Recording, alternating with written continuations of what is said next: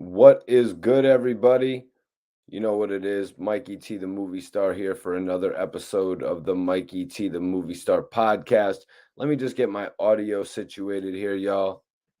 Moving to your dream. Let me make sure all of my audio is situated for the live stream, just so we're all situated here. Got a couple dope topics to speak on tonight. That's right, couple different topics to speak on. Looks like we're going to be talking a little bit about how 50 Cent actually beefed with the game, resulting in the end of G Unit. Looks like we might be talking a little bit about that. Wack 100 is making some accusation in regards to that. So we got some big topics tonight, you guys. Definitely appreciate everybody who taps in.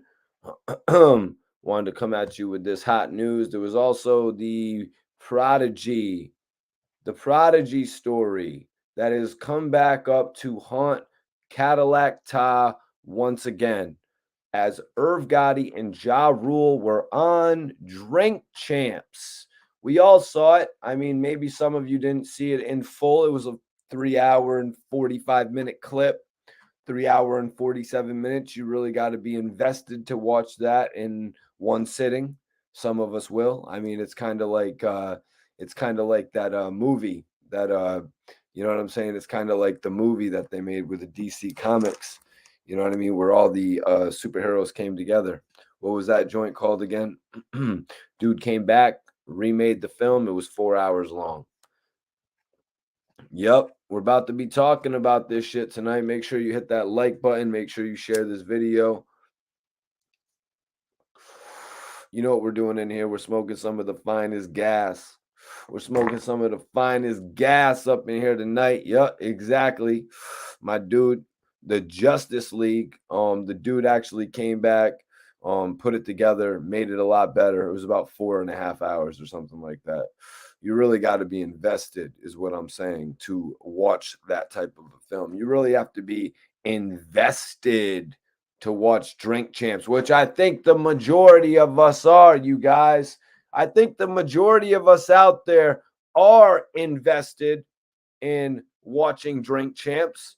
We love how interviews actually go on for quite a while there. You know what I mean? The buildup of the interviews. What did somebody say on Drink Champs? I think they said, or the game actually said it on the No Jumper podcast about Drink Champs. He said, I don't really think an interview gets started until you're about 45 minutes in, or a real conversation gets started until you're about 45 minutes in. I'm smoking on that Burn Scotty. Shout out to Burner.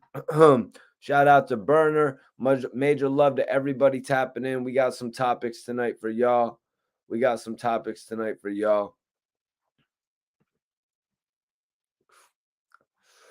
Definitely appreciate everybody for tapping in.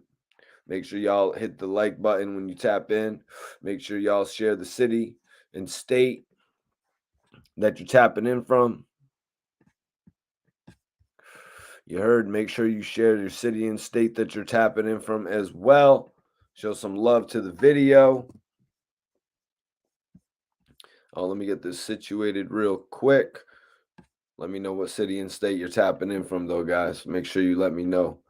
1 second. Come on, where we go?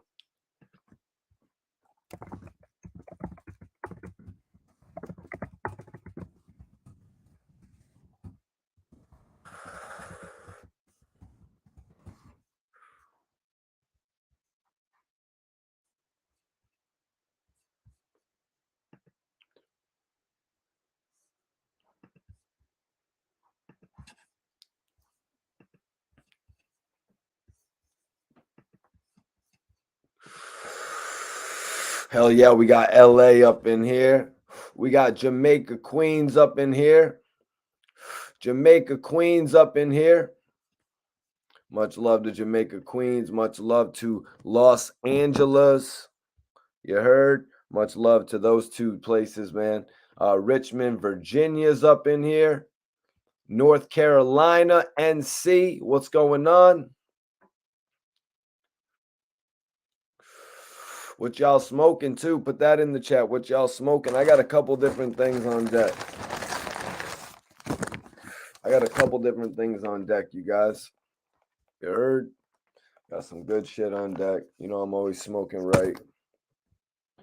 You know I'm always smoking right.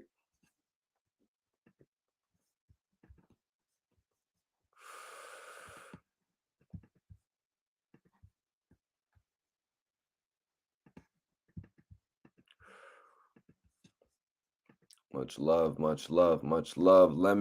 Lemon glaze tonight. Yeah, lemon anything is good. Lemon anything is good in my opinion, but that's just my opinion. That's just my opinion.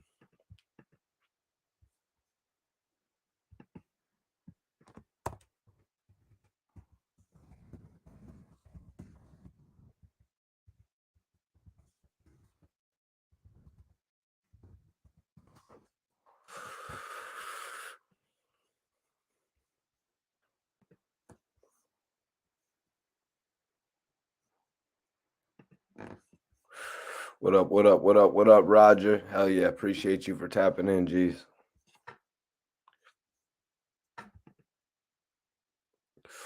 Pancakes is flames, you guys. Pancakes is flames.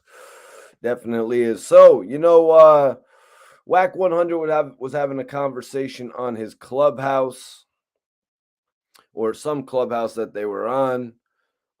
They asked Wack 100 about 50 denying the claims of writing What's Up Gangsta. That's right, you guys. What up, what up, what up, Mr. Nut 34? Shadyville's up in here. Much love to Shadyville on the tap in. Got some runts. Got some runts and some Girl Scout cookies on deck. Okay, that's what's up. That's what's up. So I was listening in this clubhouse. You know, the news actually broke on the Breakfast Club that 50 Cent actually denied the game actually being around during the recording of What's Up Gangsta when What's Up Gangsta was actually made. Wack 100 was like, what is he talking about? If you just listen to the lyrics of the song, that's some West Side shit going on. So they read the article on Clubhouse, and Wack is like, why the F did they highlight me? What did I say? And it was brought up that What Up Gangsta was released in 03, and it was actually released on the Get Rich or Die Trying album. And in 03, Game was actually wearing a black flag.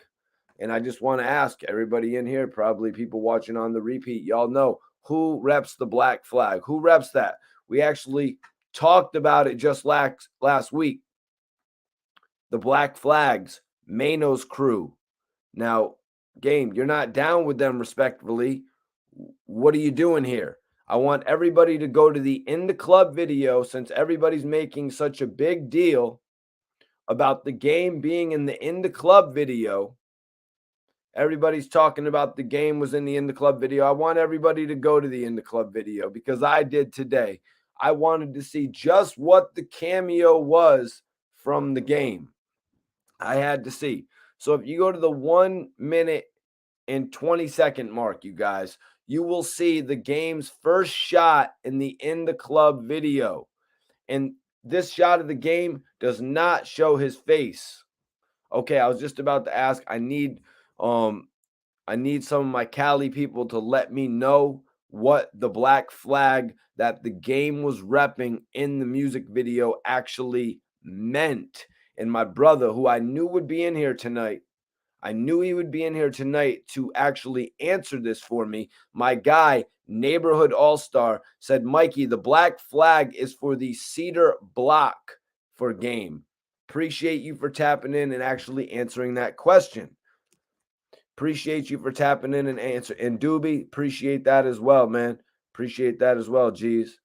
Appreciate y'all for tapping in. Everybody share this video one time with at least one friend.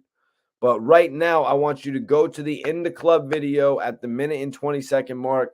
This is the Game's first look in the video. And we get no shot of his face. We get a side angle of the Game. So since everybody wants to make such a big deal about the Game's cameo in the Club, I went back and watched it. I actually went back and watched it. So Banks, Yayo, Bangum Smurf, they are all seen in the video at the 1 minute mark, you guys.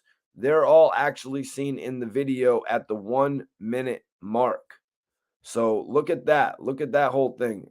Like, you know what I mean? Look how that plays up. We got Lloyd Banks and we've got even Bangum Smurf showing up in the music video before the game. Same guy who would go on to create Hate It or Love It and How We Do. Bangum Smurf is on the video before him. Hell, Bangum was there walking side by side with Lloyd Banks, you guys. You know what I'm saying? But I was just asking, you know what I'm saying? I was asking why Game was wearing the black flag because he's the red team. You know, I'm just wondering. It was a serious question. I really appreciate my guy for answering it in the chat. Neighborhood All-Star. He be tapped in on the channel and shit. Because I'm not from Cali, so I appreciate the fact that I could be filled in. You know, I'm from the East Coast. I know, you know, what's going on. I know kind of what's going on here on the East Coast, even though I don't be, you know, involved in that type of shit.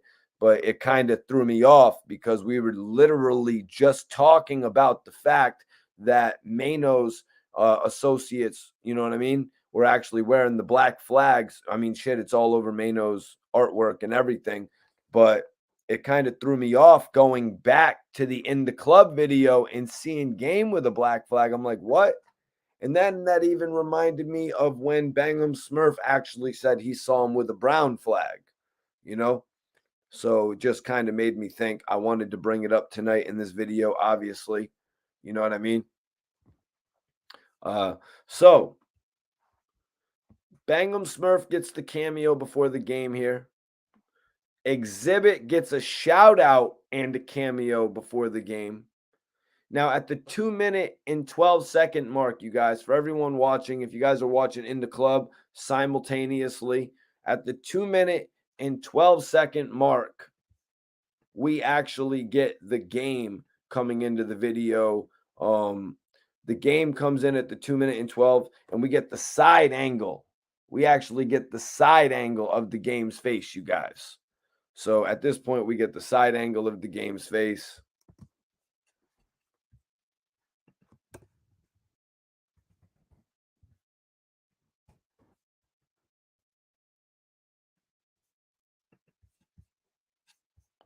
Let me get my charger right. Excuse me.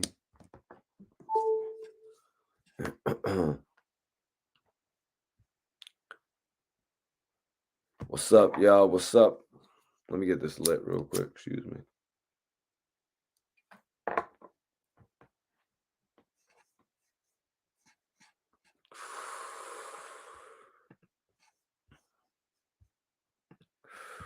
So, 2 minute and 12-second mark, we get the side angle of the game's face. So now we've gone from him in the background to a side angle. A minute later, 2 minute 45-second mark, you guys. Follow me. Follow me with this, you guys. 2 minute and 45-second mark. Then 50 Cent walks right past the game. If you guys go to the 2 minute 45-second mark, 50 Cent walks right past the game at this point of the video. I couldn't believe it. I was laughing my ass off watching. I'm like, what? Are you kidding me right now? All these people out there on the internet actually saying all this shit about how respected it was. You know what I mean? About how respected it was that the game was in this video. They're like, oh shit, the game must have wrote "What's Up, Gangsta" because he was in the club video. Wrong. From what it's looking like to me, the game was an extra in this video. Go to the 2 minute 45-second mark. You will see 50 Cent walking past the game.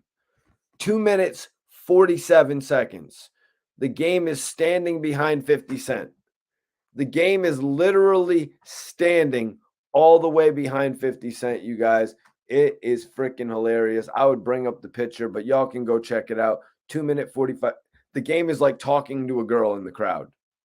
You know what I'm saying? Not in the crowd like in front of 50, like a random girl in the video. We're talking about the In the Club video right now. So at this point, Game is not even looking at 50. You know what I mean? What is it? Is it because of the envy? Didn't Game admit it Didn't Game at one point admit that he wanted the song In the Club? Does anybody actually remember that? Let me know if anybody remembers, because I know a lot of people wanted this beat. They call this beat a treasure. You know what I'm saying? But now, Game, you're in the song. What's going through your mind when he walks right past you? What's going through the Game's mind when 50 Cent actually walks right past him? We don't even get a handshake. Aren't you Aftermath? Aren't you Dre's? Aren't you Dre's pick? Hold on. Aren't you Dre's pick? So 50 walks past you. Wow. Perk says, yeah, I've been seeing him in there. It's not like he's like the other guys. Everybody else is doing their thing. Smurf is dancing. Yayo's dancing. Probably debuted this move and all that. Y'all like it when I do that, don't you? You're like, yeah, man, that's awesome, man. I don't got to look at Mikey T half as long when he does the Tony Yayo dance. And plus, he looks pretty cool doing it, too, on the live. So let's get back to it right here, you guys. So, Game, it's like, what's going through your mind? You know what I mean? When he walks right past you. You know what I mean? Like you're the squeegee man. You know what I'm saying? Yo, no, please don't clean my car. Please, no, don't try to take a drink from my section. Smurf and D12 got more shine in the video than you.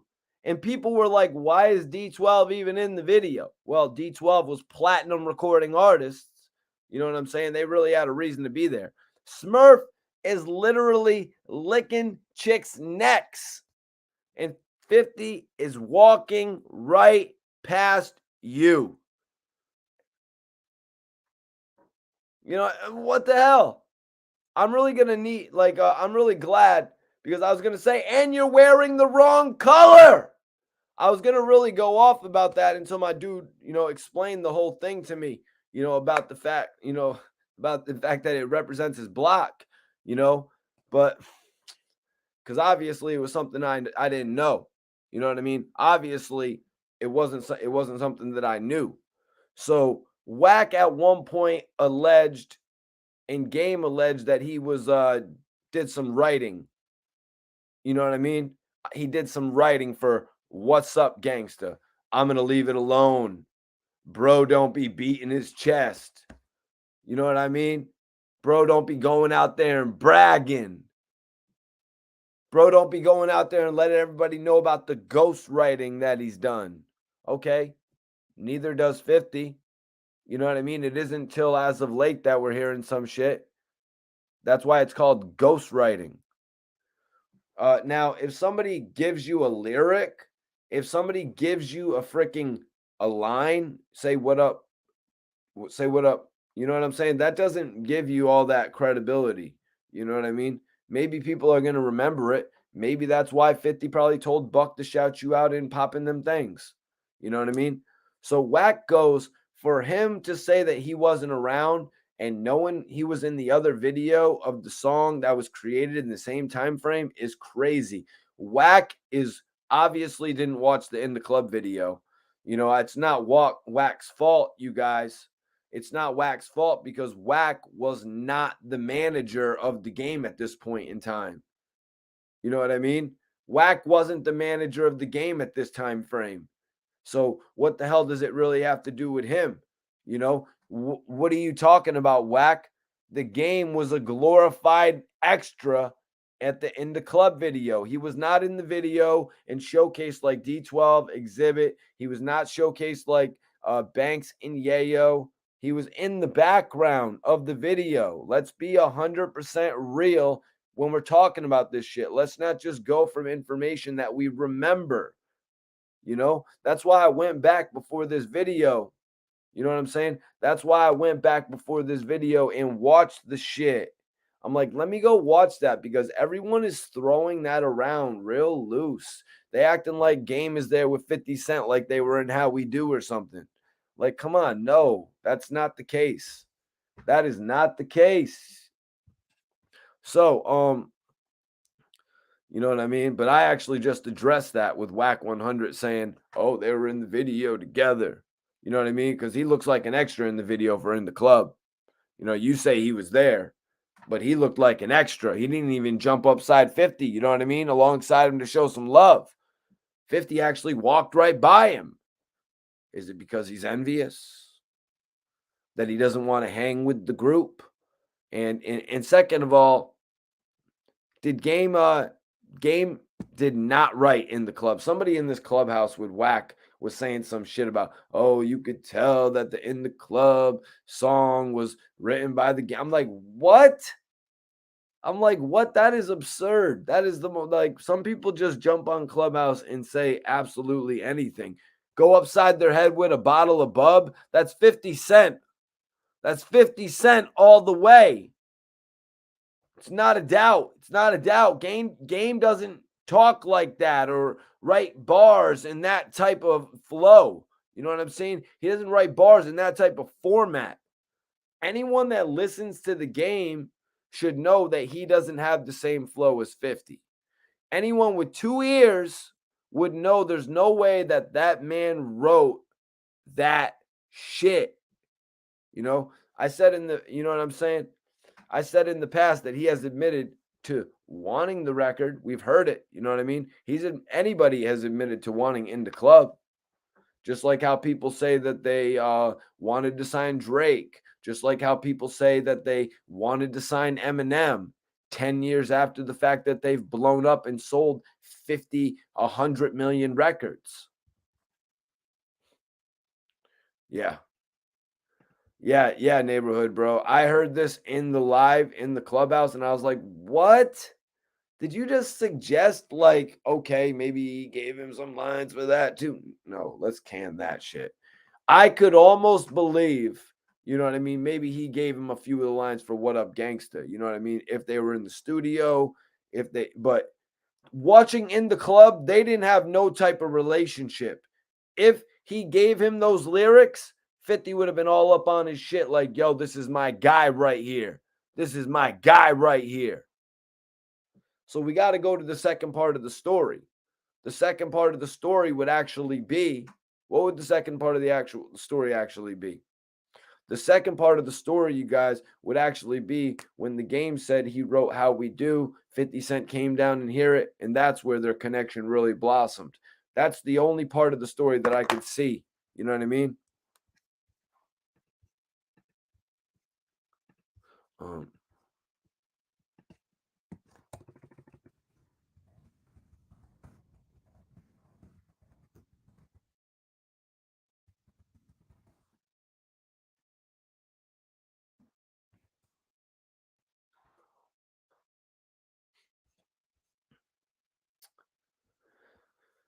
uh, Good question. If anybody wants to send questions or things for me to reply to, make sure you super chat those guys because I got to stick to the topics here. You know what I mean? I got to stick to the topics here. So, like, I just wanted to just throw those claims out that there was anything to do with writing on the Game's end from In the Club. Like, come on, man. That is just totally unbelievable. Okay, and anybody with 2 ears knows that. So Wack goes, here goes another question. And this is going to dig right into the beef of the Game and 50 Cent, new elements of the beef that we maybe have not heard. Here goes another question. Here goes another question. Why, when you started attacking the Game about a month or two ago about this Jimmy Iovine shit at the basketball game, Game's not shaking his hand or whatever, this shit you came up with?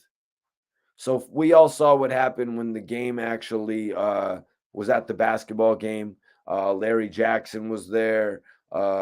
Jimmy Iovine was there. Larry and Game actually shook hands, and Jimmy scurried by. That's true as well. That's true as well. That, like, Jimmy Iovine scurried by while Game kept his relationship going, or his conversation going. I shouldn't say relationship, conversation going, because they say Larry Jackson actually took over some control of Apple. That's why Wack 100 was alleging that Game was keeping his relationship fresh with that executive. Whereas, look what Jimmy's doing. Look what Jimmy Iovine's doing. But you know what they say? Jimmy Iovine is the best move. Jimmy Iovine is the best move. That's what I would have thought. Mikey T, Jimmy Iovine, the best move. So, yeah. So, Wack says this. Here goes another question. And this is beef that you maybe have not heard of, you guys. So, you're going to want to key in right here and listen. You're going to want to key in and listen. Here goes another reason. Why, when you started attacking Game, this is most recently, about a month or two ago, about the Jimmy Iovine shit. This was over a month or two ago, though. About the Jimmy Iovine shit at the basketball game, not shaking his hand or whatever the shit you come up with.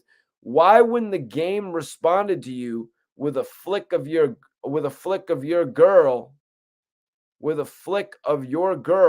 you're with now, last couple numbers, last couple of her phone numbers, why he got away? Why he go away? He went away.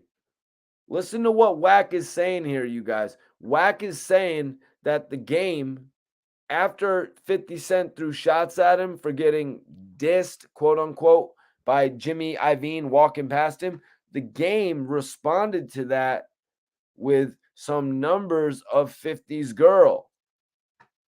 It's kind of cringe, in my opinion. That's kind of cringe, in my opinion. You know what I'm saying? Because we all know the story. We all seen the shit pop up. People want to act like we don't remember these things. Everybody remembers. I think her name is Cuban Link. Excuse me if I'm wrong. You know what I'm saying? I follow hip hop music, you guys. You know what I'm saying? I'm not like the tabloid reporters. There's a little bit something different about me. But 50's girl was a video model who had reached out to the Game, you guys, who had reached out to probably quite a few people in the music industry. You hear what I'm saying? She had probably reached out to multiple people in the music industry looking to get work. And because this guy, the Game, who probably missed the message, yeah, you probably missed the message, Game, because that's what all the big shots do. You know what I mean? We've seen what happened when NBA Youngboy was writing everybody, and y'all just casually missed the message. You know what you did? You casually missed out on $10 million. That's what you did. Tony Yayo, this whole situation, look what he did. Buffy, he made a video model. Game wants to take a Snapchat, or excuse me, a snapshot of them asking him for an opportunity and use it against his ops. I see it for what it is, you guys. I see that shit for what it is. So listen. After this, Wack 100 is saying, why did he go away? He went away. He disappeared. He didn't say nothing no more. Wack is saying the Game had that 50 Cent antidote. He had the antidote, you guys. Just a touch. Just a touch of the antidote. You know, he scared 50 off. You know, you could do that when, you know what I mean? When way out in Cali, they know you cuz the first thing they say about you, you's a sucker for love. You know what I mean? When you got that little edge on somebody to do something like that, even though in reality the shit's old, you know what I mean? Even though in reality 50's girl isn't a video vixen anymore, you know what I mean? She doesn't need to probably do that anymore at this point in time. You know what I'm saying? Not saying 50 wouldn't allow his girl to do whatever the hell she wanted to do to entertain. You know what I'm saying? People entertain and do whatever, acting, whatever. You know what I'm saying? Jennifer Lopez, you know what I'm saying? She was a triple threat, dancing, acting, musician. You know what I'm saying, guys? So people are going to do what they do to entertain the masses. But when it gets thrown in their face like this, it's kind of like, all right, dude, that's just petty. It's clubhouse petty is what it is. Yup. Yup. Look at that right there. Couple comments right here. I like it, guys. I like the feedback in here. Anthologist says, that was a lame checkers move on Game's part. Tech says, weak angle. I agree 100%. I think that's a weak ass angle. You know what I mean? When somebody's trying to make their way in the music industry and you're going to try to use that against them, you're going to try to use that as leverage. That shit doesn't go with me. That shit doesn't fly with me when you're going to try to make fun of somebody's come up.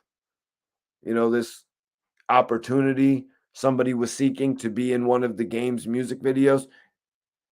I mean, shit, Game, you did have a single with Nate Dogg, rest in peace, called Special that didn't really go where it needed to go. Maybe you should have maybe worried about getting the right video vixen in that video rather than just messing around. Like, let's focus on the business of this shit rather than trying to throw it. You want me to throw, I'll throw some shit right back at you. If you want to throw some shit about somebody trying to make aspirations in their career, you know, oh, this girl hit me up for a music video. She's dating 50 Cent now. Ha ha ha. Like, what? That's cornball shit. You know what I'm saying? And I like the Game. I'm not saying that Drillmatic wasn't dope. You know what I'm saying? Leslie says Drillmatic is a good album. I'm not taking anything away from the Game's music, but I'm just going to tell you from the angle that I see it from. When somebody comes at that direction, it is Wack 100 doing this, though, you guys. It is Wack 100 bringing this up. He says the Game left a comment, leaving a couple phone numbers, and everybody's they're going to bring up about how this is old. Let's get to it. Let's get to it, because this is a new part of the beef that I didn't really trigger in on. So let's go. Let's read into this a little bit. So he says he disappeared. He didn't say nothing no more. Wack goes on. He said, when 50 starts some shit and a dude responds, 50 comes back. Game responded with a picture of his girl. Hold on. Let's rewind there. When 50 disses a dude, when 50 starts some shit and a dude responds, 50 comes back. No, that's inaccurate, first of all. Let me get a poll up here right now. I'm putting this poll up. Do you think G Unit ended G Unit's momentum? Vote in the poll right now, you guys. Vote in the poll right now in the chat. We're talking about this real shit right here because I want to address this. Let's address this, you guys. Let's address this shit. I want to address this shit.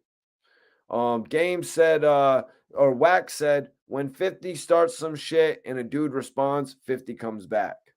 That's actually inaccurate. That is actually inaccurate. If we're talking about in terms of today's, you know what I mean? If we're talking about in today's terms, that is 100% inaccurate. 50 Cent will diss somebody on social media and they can respond all they want. They can respond straight to the bank if they want to. 50 is going to address them one time on social media. One time. You're not going to get that much more out of 50 Cent. Oh, I put them on blast in front of 25 million people. What do I got to do it again for? I already put them on blast. Now, if we're talking in terms of the music industry, though, what we saw him do, we'll discuss that in just a bit because Wack 100 actually said who he thought put up the biggest fight against 50 Cent. And we're going to get into that in just a minute, you guys. I found this to be quite hilarious. Yo, bro. I keep it real on all aspects, man. I keep it real on all aspects. Oh, hold on one second.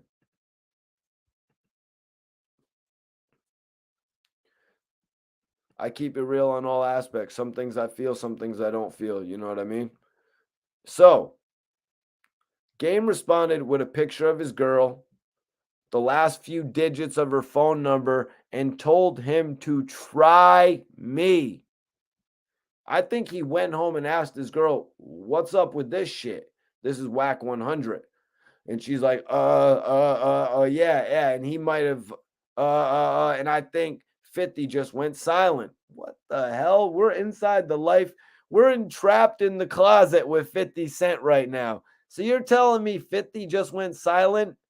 Do you remember the whole situation 50 got involved in with the televisions and all that? And those were his TVs, damn it. Those were 50's TVs, damn it. Don't you ever tell me what I can or can't do with my own televisions. Please don't tell me what I can and cannot do with my own electronic devices. It's one thing you will not tell me, you guys. So let's get on with this because Wack was going in. We was all waiting on 50 to strike back. They were waiting on 50 to strike back, you guys. And I said, I think about game. All right, so let's talk about this. They were waiting on 50 to respond. Just like they're waiting on Eminem to respond. It's the waiting game for these guys. It's always been the waiting game for these guys. What happened when the game dissed Jay-Z? Guys, what happened when the game dissed Jay-Z? It was crickets. It was crickets, you guys. No response. Would you get a response from my homie Bleak? Shout out Memphis Bleak. That's my guy right there. What happened when the game dissed 50 Cent? What did they get? What did you get? One mocking record? You got one record that mocked you. Let's be real. Not rich. Still lying. You had one record that mocked you. You got left. You got left like the girl who ain't even make it to her prom. You know what I'm saying? He's going to show up. I swear he's going to show up. Another situation where the game got left. Where has the game been left before, you guys? Jay-Z said the game wasn't big enough. That makes sense. That makes sense. I think I had another one in my mind that didn't respond to the game. Was I missing it? Oh, it's going to be Eminem. Right. So, Wack 100 says, I think 50 went silent. We was all waiting on 50 to strike back. And I said, I think about game.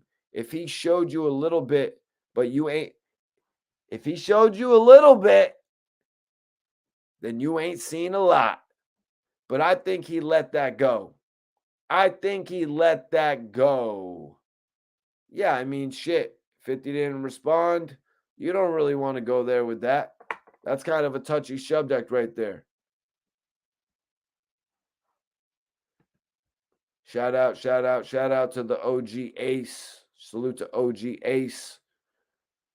It's like whoop-de-doo, man. You linked up with one of 50's girls? Are you supposed to get some sort of cool points here? Like, I'm just being real. Like, I'm not messing with this. What are you supposed to get some cool points? Write yourself off some cool points, game. You smashed the same girl as someone else in the industry. What is wrong with you? Write yourself a cool point, bro. His girl actually made a statement about it. She said she was reaching out to get in a video. Ta-da! Exposed. Come on, man. With everything going on in the industry right now, like, come on, man. You are a famous rapper, geez. You was a famous rapper, game. Or Wack. You manage a famous rapper. Let's be real about this situation. You know, it's the same thing. Wack is bugging about game, right? You know what I'm saying? Well, actually, hold on one second. Wack is like, you reaching out, but here goes the thing. Let me tell you what the game did. He put a picture from a couple of years ago, but the phone number of today. So I don't know. The same thing that the game or that Wack is bugging the game, or excuse me, the same thing that Wack 100 is actually bigging the game up for. It's actually a creep move. You're a rich rapper. Why does Game even have a case like this, from an old reality show? Anyone would have settled that shit at the gate. The fact that Wack thinks there's something cool about getting to a video vixen before she was somebody's wifey, it's whatever. Do you think 50 cares? Let's be real. 50 could actually meet anybody that he wants. He's not you, Game. He wasn't on Change of Heart, begging for a date. He's not a sucker for love like you. Way out in Cali, right? Way out in Cali, they show you love. The first thing they say about you, you was on Change of Heart. You're a sucker for love. You know what I'm saying? Like, come on, man. Let's just be real. He could have had, 50 could have had Vivica Fox. She's a model. Let's keep it a buck. You're talking about 50, and you're a guy with a butterfly tattoo. You're talking about 50, and you're managing a guy with a butterfly tattoo on his face who went on a show called Change of Heart, who sat on a couch and went on a show and said, I'll get you flowers. And then what? He loses? He goes on this show, I'll get you everything you want, baby. And then he loses? Are you kidding me right now? The shorty chose someone else? He's not no G-Mac. I'll tell you that shit. He's we don't got no G-Mac here, you guys. All we do is pose and get chose. You hear what I'm saying? We don't got no G-Mac when it comes to the game, apparently. You telling her everything. You're going to buy her. I'll put all the roses on your bed. I'll have 3 scented candles lit. Oh, I'll have the scented candles lit, baby. This is the type of shit Game was doing when 50 was with Vivica Fox. This is what the Game was doing, you guys. Don't tell me no shit about G-Macking. You didn't pose and get chose. You were starting off every conversation with baby girl, sounding like a Max B hook. Baby girl. Save it for Max. You know how Max B was back in the day. Free Max. He'd be on some real, get in the girl's panties shit. Me, I don't even got to take my sunglasses off. You know what I'm saying? I wear them at night, too. I wear my shits at night. Bitches don't even know. Bitches don't even know I'm looking, and I'm still bagging. But it's just crazy how Wack is making it out like the man is a super G here. You know what I'm saying? Because he's criticizing people for other things in similar ways to it. So he was asked about the songs. If you took the songs away, it would have been no Game album. That's a very interesting note. If you would have took the songs away, there would have been no Game album. I mean, shit, he wouldn't have had Higher, because it was proven this week that 50 actually wrote Higher, which was actually trash, in my opinion. The only way that Game could have saved Higher, I need everybody to share this video. The only way that, with at least one friend, y'all, the only way that he could have saved Higher is if he left 50 Cent actually on the hook. That's what I think would have made it bigger. If he would have actually left 50 Cent on the hook, that's the only way that I think he could have made the record bigger. Other than that, he would have had Dreams. He would have had Put You on the Game. You know what I mean? He would have had a lot of the Dr. Dre stuff.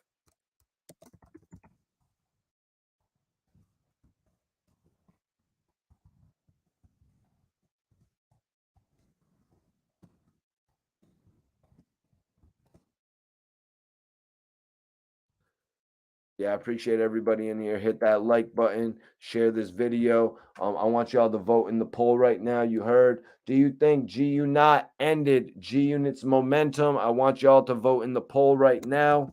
We're about to get into who Wack 100 actually thought ended 50 Cent's run.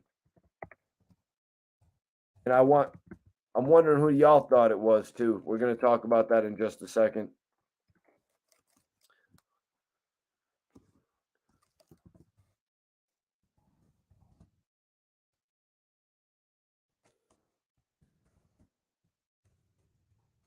Let's see, one more. I need one more to add.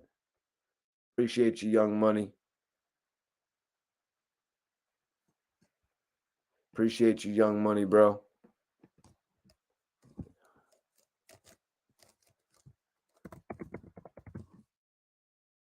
There we go. Aaron says GU Not was comical. Appreciate you, Young Money. Definitely hit that like button. Everybody in here, hit that like button right now. Show me some love on the channel. Share this video. Salute Spider Loke for coming on the channel. Let me see. Let me get right back to it, you guys. I don't want to get too far off track.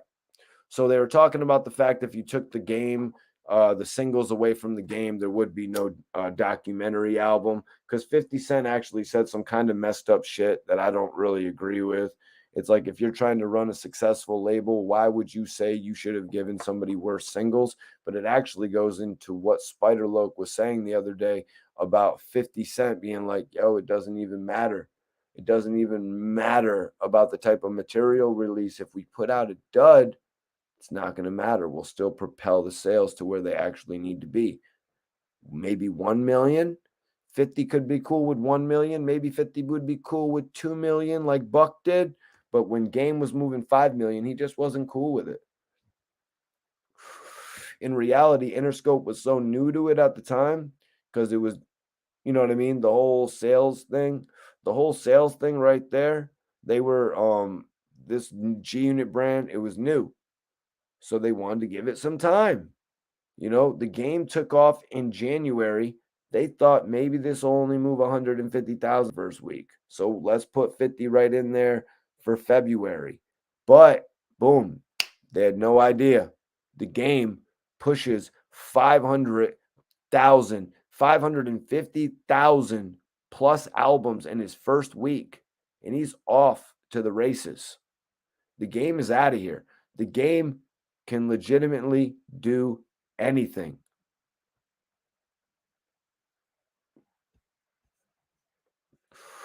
Right? And a lot of people thought Game was too big for G Unit. You know what I mean? A lot of people were saying Game was too big for G Unit, you guys. Some people were also saying the rumor was Dre was going to drop the project. You know what I'm saying?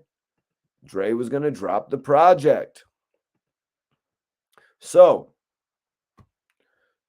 Wack is like, let me tell you what I do know. They did try to take it away from the second album. 50 Cent went in and blocked Game's budget and had the label. 50 was hot as a firecracker at the time. So they ain't going to go up against him. And he blocked his budget. 50 blocked everything, huh? 50 blocked everything. So that's what you're saying.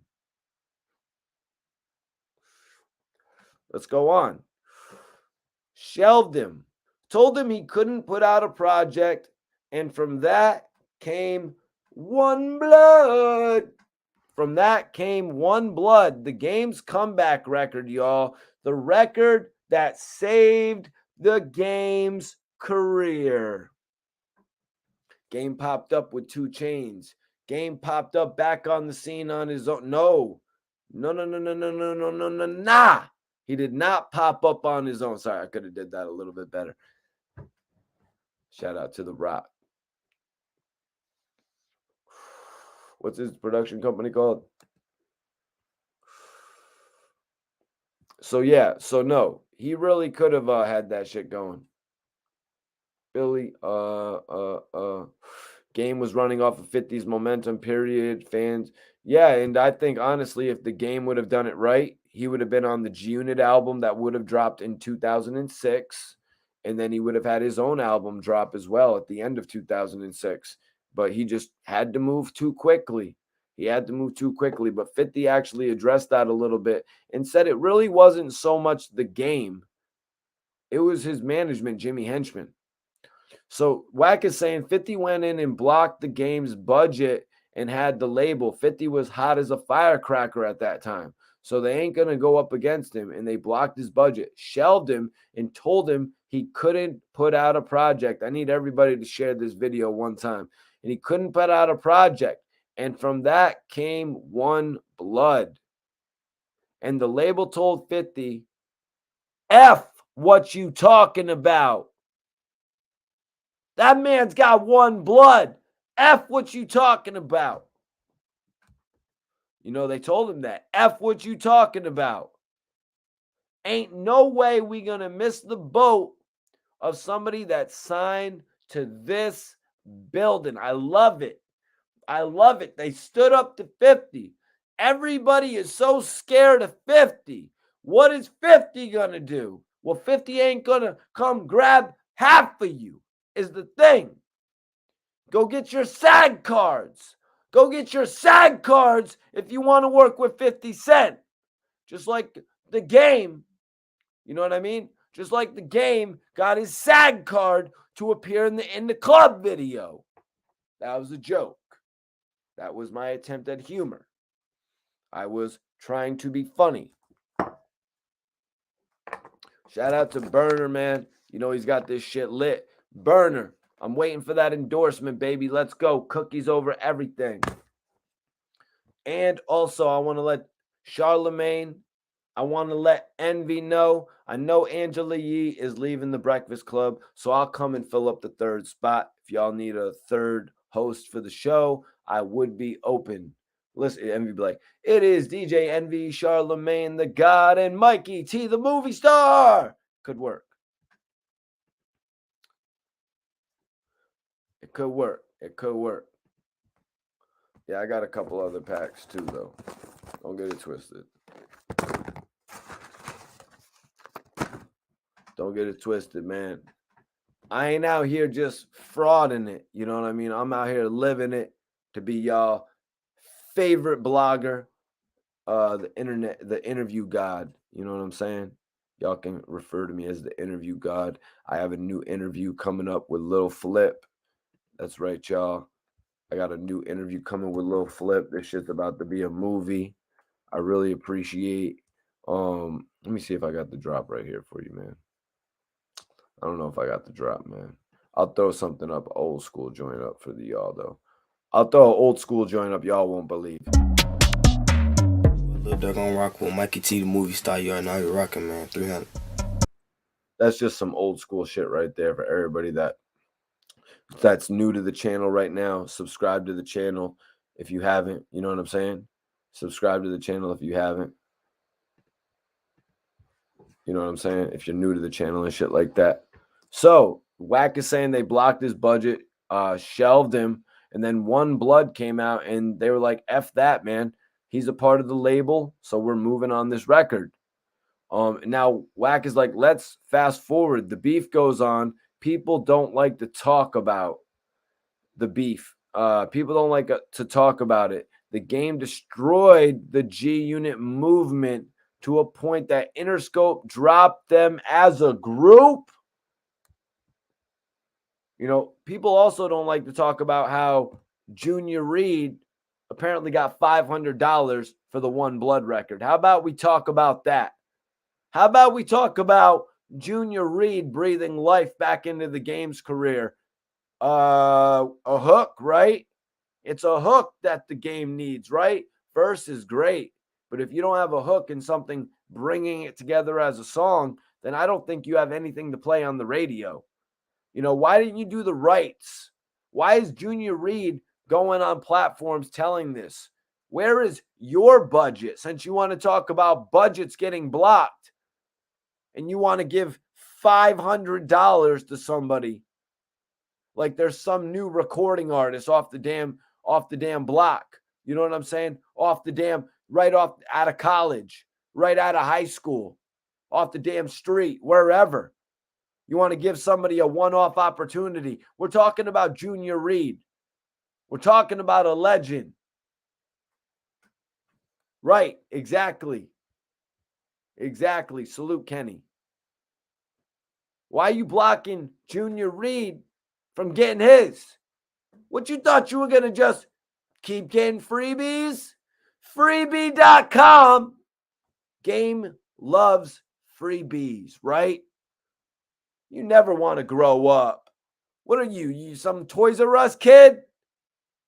Game don't want to grow up. He's the Toys R Us kid. I got another single.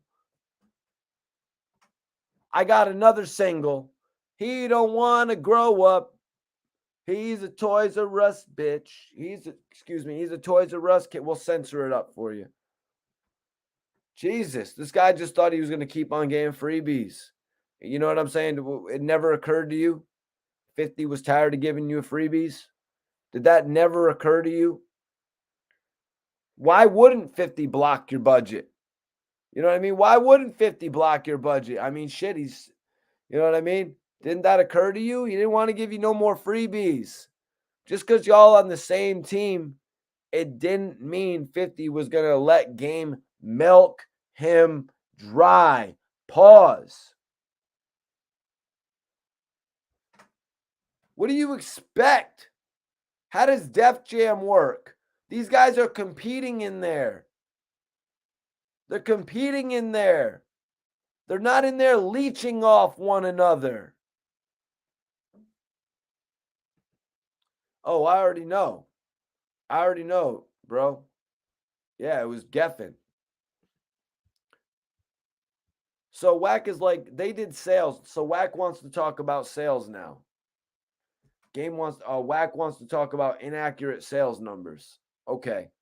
We all know that I'm a master of sales. I've been studying this shit literally my whole life, from before the time when people had computers. I've been reading into this shit. You know what I'm saying? Or before the time when all the information was documented on the computers about it. You know what I'm saying? Just reading into it, following the albums. But Wack wants to talk numbers. They did sales like 90,000 first week, and back then it was bad. They was coming out doing like 350K. That's the one sales unit that is correct. I can't help but thinking that sales figure was probably heard on my platform. Do you know what sales figure that was for? That was for Beg for Mercy, the G Unit album. Do we got to bring up how much the album that you did with the game sold, The Year of the Wolf, that was supposed to showcase the Blood Money artists? Do I need to bring up those sales? Because when 50 Cent put out a group album, it sold 350,000 records first week. And I would really be shocked if anybody can bring up an actual sales figure of 90,000 first week, because it didn't happen. Terminate on site. Now you know what, man? You make me want to do it. G Unit, terminate on site, first week sales. If it was 99,000, I'll be shocked. 102,000 copies. So please, when you're coming out with the sales numbers and you're trying to make shit look bad, you really should do your research, talking about 90,000 units. There's not a G Unit sale that did 90,000 units. Lloyd Banks, Hunger for More 2, did 50,000 units. That was on EMI. That was after they left Interscope. So if you want to talk numbers, please be factual. Because if I look up the game, Year of the Wolf, first week sales, let's see, I believe that was the name of the title. 33,000 copies. Yes. Year of the Wolf. Blood Moon, excuse me. So let's not talk sales, especially when we're talking inaccurate numbers. You know what I'm saying? So it's like, because I cut your budget for your next album, so let's go back into that. So because I cut your budget for your next album, you're going to start your whole GU not shit. Because of that reason, you're dissing the same dude that made you. Talk about loyalty, you guys. Talk about loyalty. That's loyalty? You're dissing the same dude that made you. that game. That's real loyal. Do me a favor. Everybody in here, on a scale from he's a dirtbag to he's a loyal, rate the game's loyalty. Was the game loyal to the person that gave him his career? I blocked your second budget. Cool. You still got you got to live. You got to live. You got to drop your album. You got to leech off for 50. 50 has a point when he says, I'm tired of carrying you. My back hurts. He's got a point when he says this. This is Wack says, this is why he said about Dre respectfully. Dre was the only with me on the first album. Very interesting. Very interesting. And they say 71% of the people say no. 71% of people say no. G-Unit did not end the G-Unit momentum.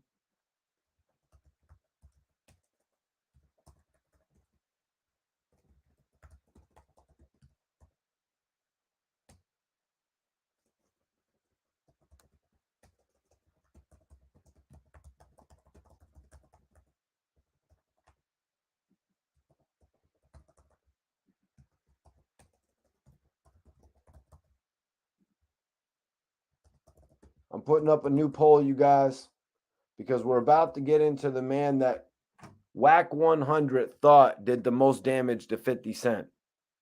That's right. Everybody follow me on the gram. Follow me on the gram for sure. Yeah, I've seen MOP speaking on 50 Cent as well. MOP said that, doing a lot of touring with 50 Cent helped them drastically. MOP, great live performing artist as well from what I've watched. I never got to see them perform live, which I wish I could have. I don't believe I did. I saw Fame. I saw a little Fame perform live.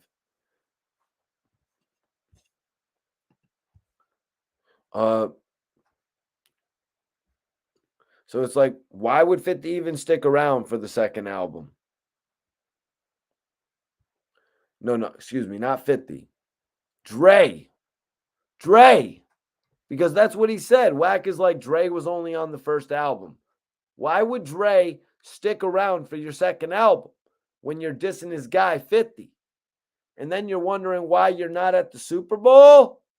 Are you kidding me right now? This shit couldn't be written any more simply. He dissed 50 Cent. His mentor that introduced him to 50 Cent was angry.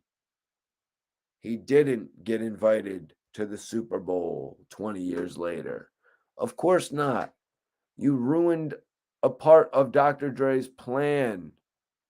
When Suge Knight went apeshit crazy, he ruined a part of Dr. Dre's plan. Dre didn't want nothing to do with that no more. Dre loved working with Pac, loved working with Snoop. You could tell. You could just tell.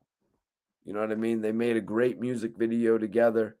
You know what I'm saying? Based on the Mad Max movie. You know what I'm saying? Very creative shit. Pac really stepped into his own working with Dr. Dre. Ended up dissing Dr. Dre for unknown, ridiculous-ass reasons. Whatever the hell Suge Knight was telling him. Some weird-ass shit I could only imagine. You know what I'm saying? That's why I say unknown but weird. You hear a little bit of stuff about Arrivederci. You know what I'm saying? All that type of shit. But what are you going to do? Pac dissed a lot of people that we loved. You know what I mean? Dissed a lot of people that we loved. Mobb Deep, for instance. You know what I mean?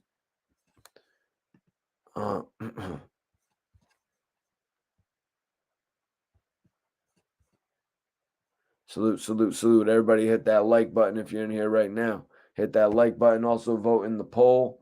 I want to know who y'all think. Who y'all think did the most damage to 50 Cent? But honestly, like, Game should have never second questioned Dr. Dre sticking around once he turned his back on 50 Cent. You know what I mean? It's pretty obvious. You know what I mean? It's pretty freaking obvious. Wack 100. Are you brain dead? Honestly, why would Dre mess with the game? 50 probably told Dre what happened. You know what I mean? Hell, 50 didn't even need to tell Dre. Dre witnessed it. It all went into smithereens right in front of Dre's face, just like what happened with Death Row. Like, let's be real.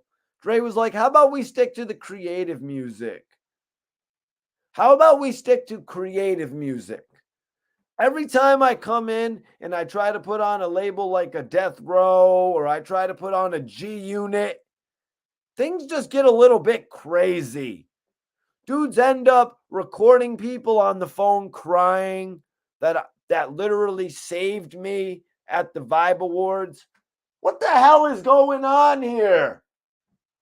That guy put himself on the line for me at the Vibe Awards, and now you got him on a recording? Then you got Dre looking at Game like, are you kidding me? You're dissing the guy that I found to help you sell records? Game, let's be real. Game, let's be real. I was trying to tap into my Dre voice. Sorry, guys. I haven't perfected it yet.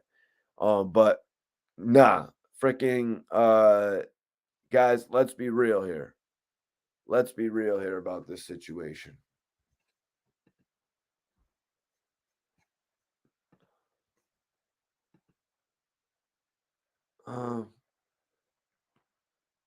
Yep, Game had an amazing opportunity and he kind of effed it up because of the fact that we all know. You know what I'm saying? He messed it up because of the fact that he thought he was too big for his own shoes. You know what I'm saying? He thought he was too big for the position that he was in. Guys, we've seen other people make this mistake as well. Chingy made the same mistake when he left Disturbing the Peace. Can anybody else in the chat say another one? You know what I'm saying? Can anybody else in the chat say another one? Because that one came off the top of the head. Because when Chingy blew up off of Right There, he wanted to get far away from anybody having any control over his music. So he got away. And some of the people like Wack 100 was saying when Interscope heard One Blood, they were like, oh shit, this shit goes. When Chingy had Right There, when Chingy had Holiday Inn, you think any label could tell him anything? You know, that baller blocking, that baller baby, I think it was baller baby. That just didn't go like the other shit. You know, he got away from his peers. You know what I mean? He got away from his label.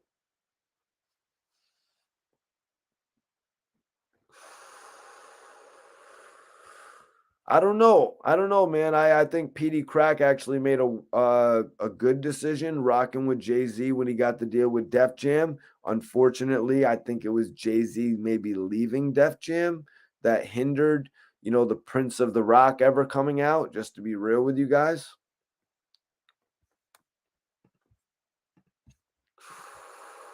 Oh, let me see. Let me get my special guest in here tonight, my guys. My bad about that. We've been vibing out on some great topics.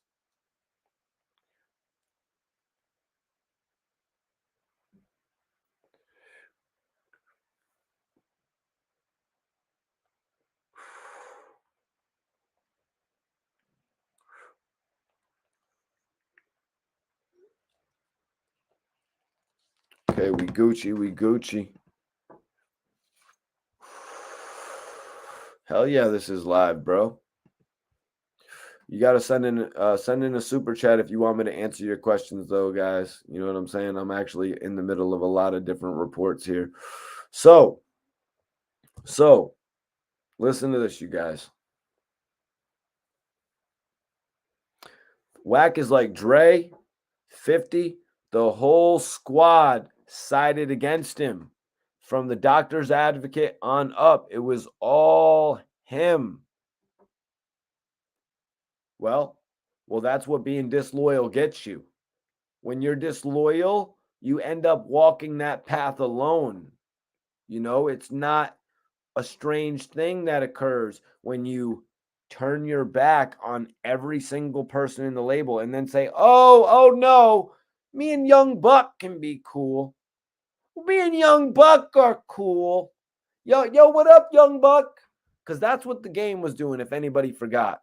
He was dissing every single one of them, but he dissed Buck at a certain point in time. But he dissed every single member of G Unit.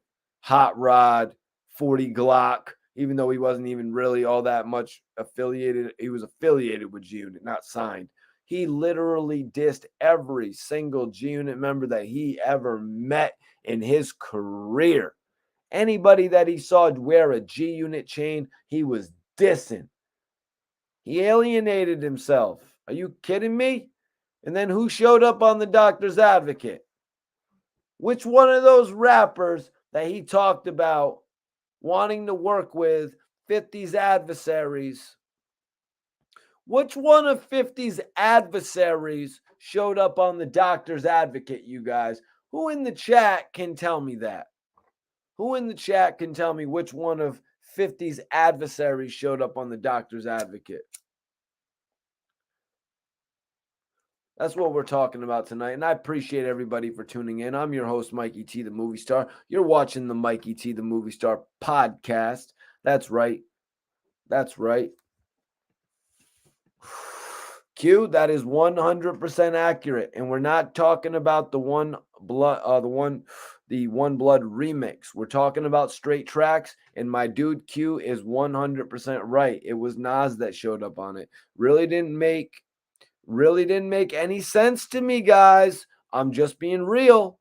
It really didn't make any sense to me that the game went that hard to go on the radio talking about he wants to work with all these dudes and get kicked out of G Unit for one of them to show up on the album, when in reality, game, if you would have played your position with G Unit, you would have been able to work with Nas anyways, because 50 and Nas go back.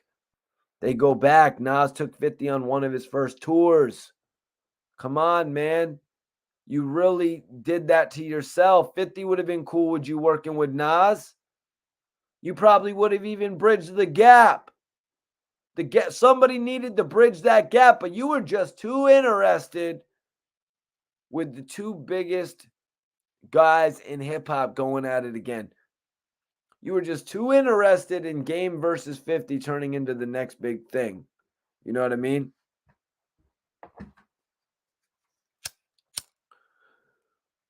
And did it do anything since we're on the Doctor's Advocate? Since the Game did it on his own with the Doctor's Advocate. Since the Game dissed G Unit like crazy on the before the Doctor's Advocate. How'd it work out? How'd it work out, you guys? The album sold. I need everybody to share this video one time. Share this video one time, y'all. How did it work out for the Game? 220,000 less sales, you guys. From the documentary to the Doctor's Advocate, he lost 220,000 sales. What did going up against 50 Cent get you? What did it get you? Did it get you the loss of 250,000 fans? That it did. You lost nearly 250,000 fans. Taz, I appreciate you subscribing, brother. Definitely do. Make sure you hit that notification bell so you don't hit that. So you don't miss the live videos and shit. Tom says that he didn't listen to the Doctor's Advocate. Tone says the Game is a certified legend. See, guys, I don't shut out any of the comments here on my channel. You know what I'm saying? I look at things from both perspectives. You know what I mean? I'm not going to come on here and sugarcoat it, though. If I see some fraud activity going on, like I saw when they're trying to call out 50's girl and all that, that shit is some fraud activity. If I see parts of the Black Slim Shady Eminem diss that are good, I'm going to call them out. I'm going to be unbiased when I come on here, you guys. You know what I mean? If I find something to be unbearably whack, I'm going to tell you it is unbearably whack. But y'all can say what you want about it, but I'm going to keep it a buck with you guys. Everybody can always share their own opinion. That's the thing about it. It adds to the conversation. That's what makes my live videos different than all the others. But yeah, let's get back into it. See, Deuce says Game is not a legend. Well, shit, man. If you can actually name all of the Game's albums right now off the top of your head, I think that is a quality of calling somebody a legend. The thing is, people think that Mikey T, the movie star, wants to come on here to hate. It's because they don't make it halfway through the video to see some of the amazing things that I say about them.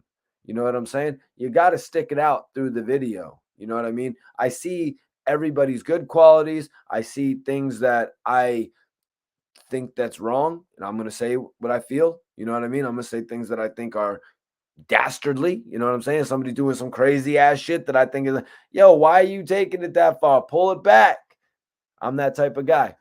But sometimes they're saying, Mikey T, if there's two people that want to go at it on your live video, you got to do it, man. You got to let them go at it. So you might be seeing some of that on here too, man. If people want to log into the videos and they want to jump onto the platform, I'm going to allow it.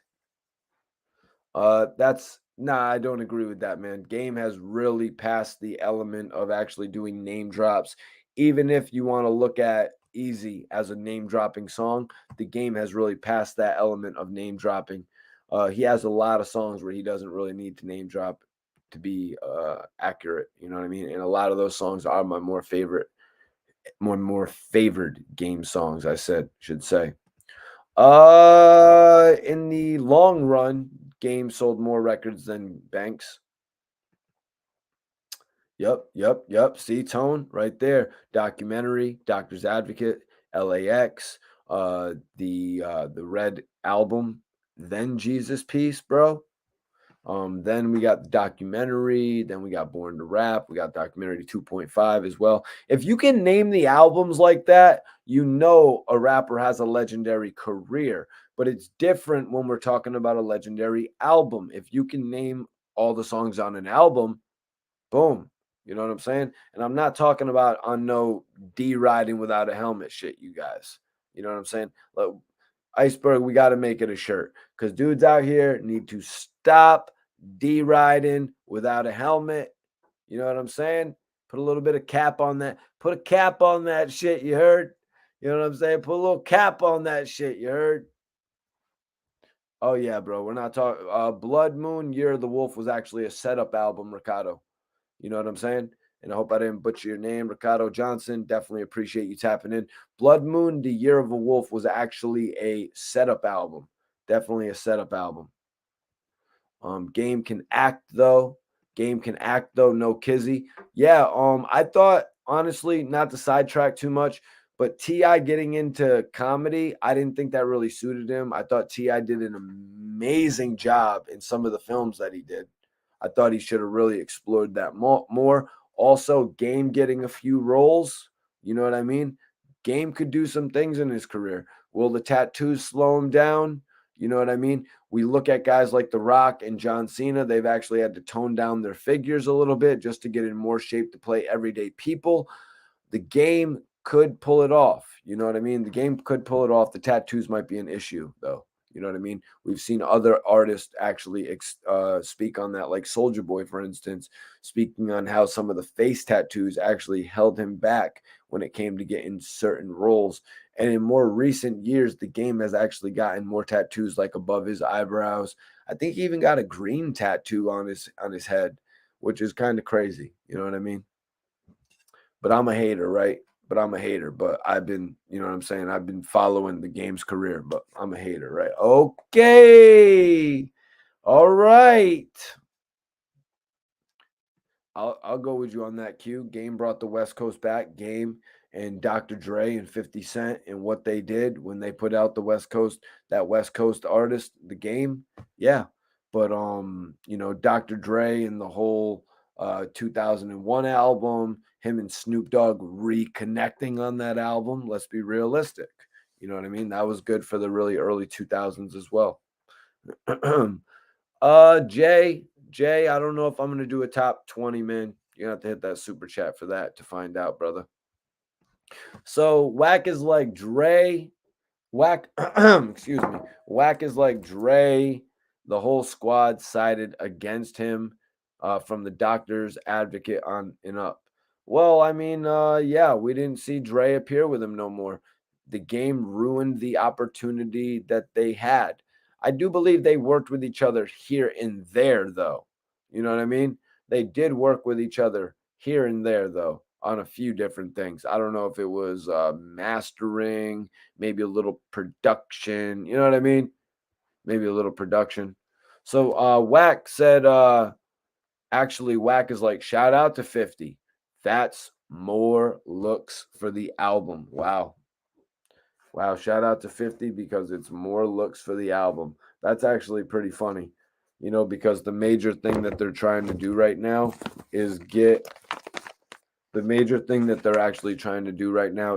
Eminem to respond to them. So the fact that 50 Cent went on the Breakfast Club and actually spoke on the game, that might trigger a few people to go listen to Drillmatic, you know, but I say go listen to it. Go listen to the album.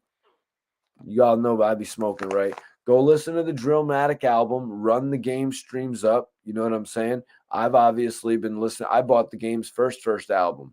You know what I'm saying? I bought both of his albums the same day. You know, so that's why I don't be listening to people when they got shit to say about me when it comes to the game. I know what I'm talking about. I've been listening to the game since he was rapping with JT the Bigger Figure. You know what I'm saying? And then I grabbed the documentary and Untold Story on the same day. You know what I'm saying? I be following my shit, you guys. Let's see. Let's go on with this here. So Wack is like, shout out to 50. That's good looks for the album. He's like, that's good looks for the album. Hilarious. Eminem didn't respond yet. You guys, but they're honestly looking for. Oh shit, I do got a little bit of this left. That's a freaking movie. Eminem didn't respond yet, so 50 will do. 50 will do, you guys. Run the streams up. Let's get those. Let's get Drillmatic up. Everybody in the chat, what's your prediction? What's Drillmatic selling first week? What?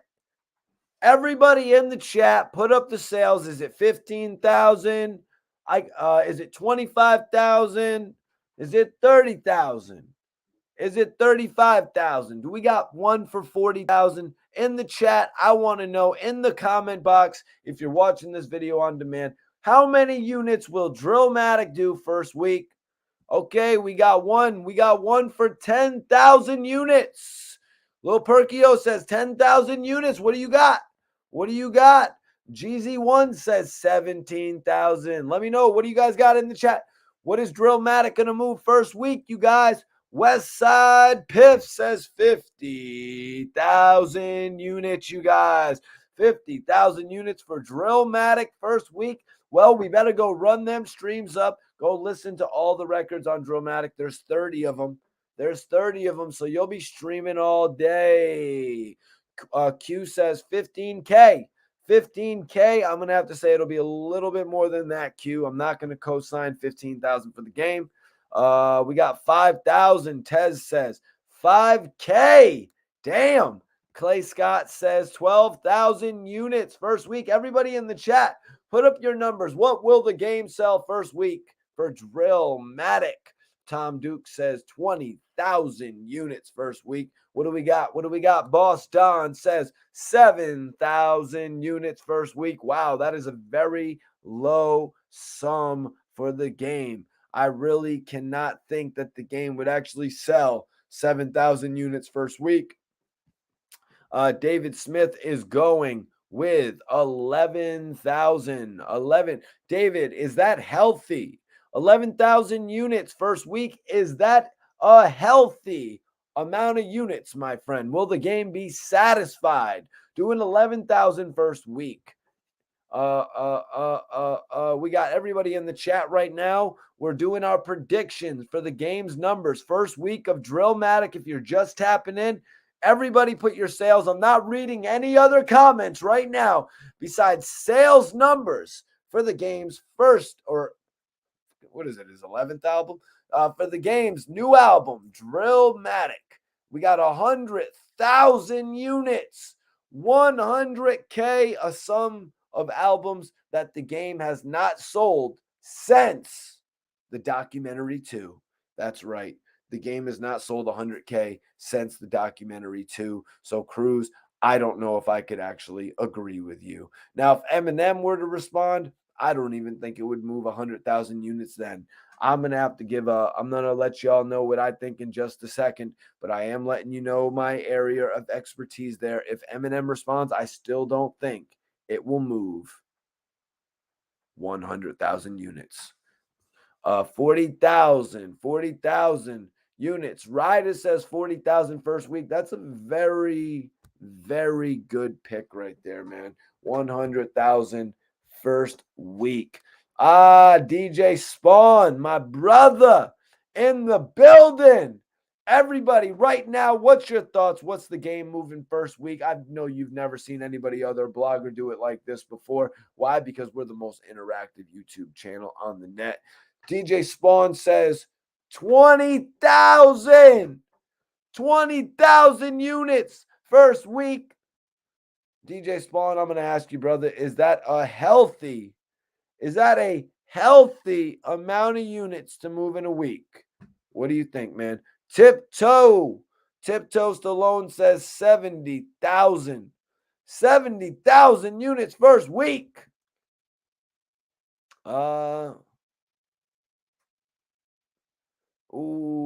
Jasmine Williams in the building, coming in with some information. I love it. She says, according to Hits Daily Double, the game's 31-tracked album, which features some big names in the music industry, is expected to sell 40,000, less than 40,000 in its first week. The way things go nowadays, 100,000 units, I'm going to disagree with that. I'm more along the lines of what Jasmine is saying. I'm more along the lines of 35,000. Ryder says 40,000. Al Lindsay says 60K first week. That's healthy. Deuce and DeMarcus' mom says Wack is going to buy some albums. I say 16K first week. I don't think Wack is going to buy no albums. Link says 150. Come on, bro. It ain't moving that bad of units first week. Let's be real. It's at least going to move. I'm going to have to say at least 35,000 first week. I'm going to give it 35,000 with the push that they've given it, which is kind of good for the game. Let's see. Tiptoe says 70K. If the features weren't on it, 50K. So you're talking about like Easy, obviously, Kanye West. Yeah, that's going to do some shit for it.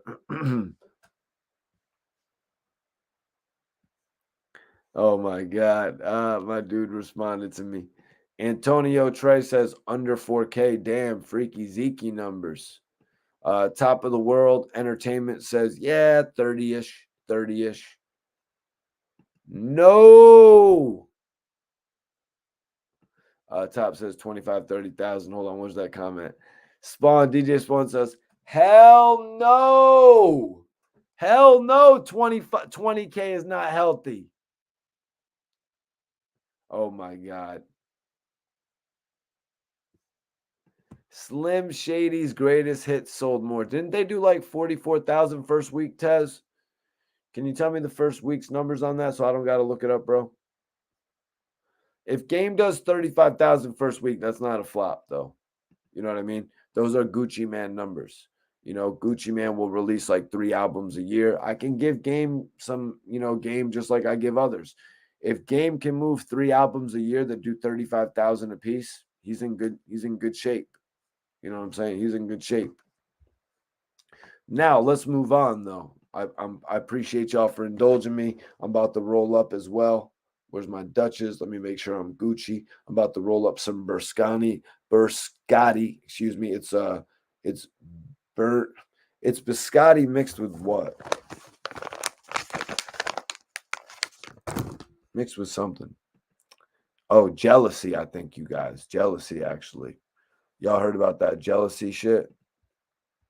So, 50 said on the Breakfast Club, Game said he wrote What's Up Gangsta. I'm like, come on, bro. You wasn't even around when we did that. That's before he came into the picture. Now, Wack is like, we give 50 his lane. 50 went to TV and he's doing one hell of a job, but your music been stopped. It was over with. And this is why I want y'all to vote in the chat. This is why I want y'all to vote in the chat, in the poll. He said, your music been stopped. It's over with. Rick Ross finished him. Finished him. I think Rick Ross finished him.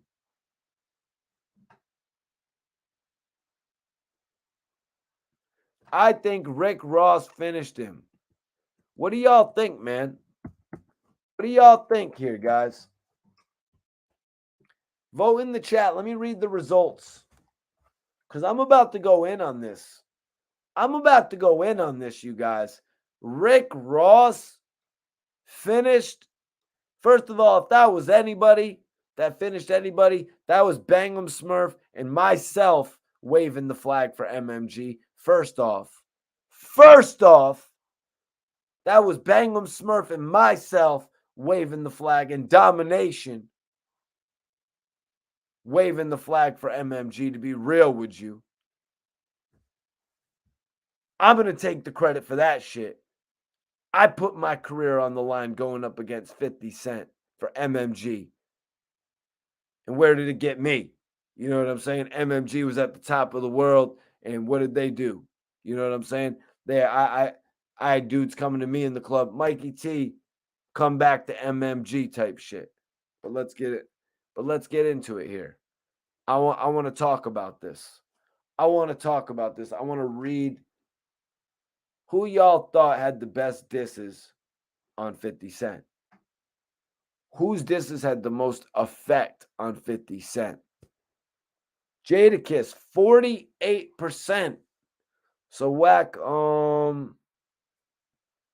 Ross doesn't have that one. Rick, The Game, 31%. Game. Wack, your artist, The Game, has more percentage than your pick. Rick Ross has 11%. Everybody vote in the poll right now if you haven't. Everybody vote in the poll right now if you haven't. And y'all, check this out if you haven't seen it. Y'all are rocking now with Mikey T, the movie star. You're watching the Mikey T, the movie star podcast. Lil Durk on rock with Mikey T, the movie star. You are now you're rocking, man. 300. These other bloggers, they ain't doing it like I do it. Everybody, though, let me know what y'all think. Who got 50? Who got 50? 48% of the people say it was Jadakiss. 12% of y'all are rocking with Ross. Wack 100 is rocking with Ross. Y'all forgetting that 50 Cent took Rick Ross's girl shopping? That's one of the reasons. Matter of fact, that's hands down the reason he won. He took your girl shopping. How are you a gangster and another man is taking your girl shopping? That was like on another level. Ross won the beef, though. You know what I mean? Ross won the beef, though. How? How? Because Rick Ross was able to sell 150K a few more times. When Rick Ross beefed with 50 Cent, his album sales did not change. They didn't go up. His album sales didn't rise. He moved 150,000 like every other time. Like, I'm just being real. You know, when you're trying to go up against 50 Cent, and you move 150,000 first week, you just know shit's not going good for you. You know what I mean? You just know that shit's not.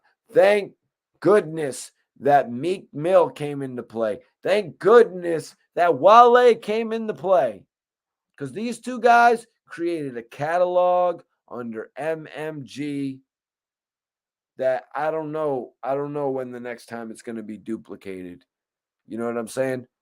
He had the street artist and he had the love song artist. It's like he had Ja Rule but split. You know what I mean? Because Ja Rule would always come with the club banger and the chick record. It's like he had them split up and was just selling. You'd sell 1 million with Meek or whatever, 500,000 with Meek, 500,000 with Wale. He just had something going right there. I'm not saying he had the best label in the game. At one point, he had the most popular label in the game. But let's be real with it. You know what I mean? Let's be real with it, man. Winning the beef with 50 Cent? Come on, man. You know what I mean? Like, isn't this the same thing that you're giving Game props with over 50? You know what I mean? Like, come on. Get it together, fam. Get it together, fam. Get it together. And I'm talking about something a little bit deeper that I don't really want to go into of what Wack 100 said. You know what I'm saying? Wack 100, I think everybody knows that Rick Ross tried to reach out to 50 Cent's baby mama. Actually, I don't know if Wack 100 actually was alluding to that. I don't think that's what Wack 100 was alluding to. How Rick Ross, but Smurf told Ross, he was like, that's not going to work. That's not going to work. Well, look what happened. The shit got reversed on Ross. Tez says, doesn't 50 got an MMG chain? Yeah, that was actually in the video with 50 and Young Jeezy. And was it with Snoop Dogg as well? What was that video called?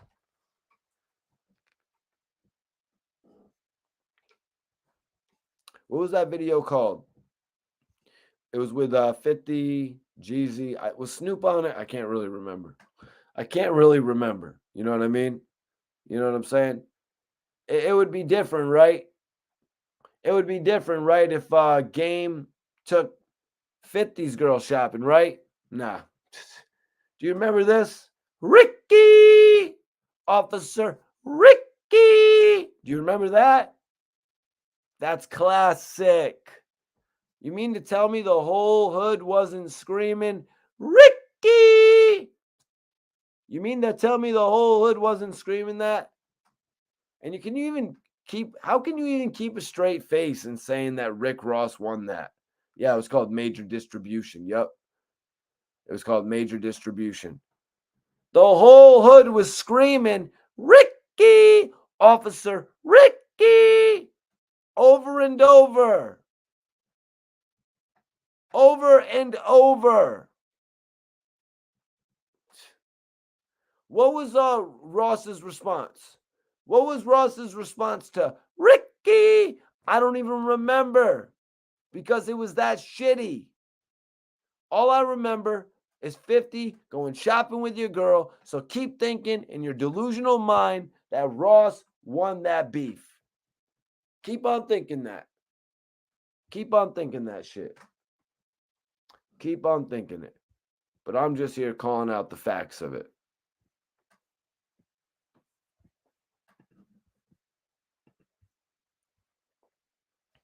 So, oh my God. So Wack is going, when is the last time 50 put out a song that moved? Oh, Jesus. Baby by Me, Be a Millionaire. That's the last song he did that might have did something. Well, Wack was 100% wrong about that, you guys, because 50 has had other songs since Baby by Me. You know what I'm saying? Everyone just went on singing hot new 50 Cent songs, whether it was from his new shows or whether it was his old records with like Chris Brown or Jeremiah that Wack 100 obviously wasn't aware of, because 50 has done some features that have been all over the radio. 50 has done some records on his new shows that are actually popular. So that's why that's kind of whack. You know what I'm saying? That's why that's actually kind of whack that that's being said. Just kind of like the Game saying that Eminem doesn't play in certain places, and then it comes out that Eminem is actually being played in cars. Eminem is actually being played in stadiums, locker rooms. You know what I mean? Some nightclubs have played some of those corny ass songs that Eminem has, like Just Lose It, or Without Me. I believe one. You know what I'm saying?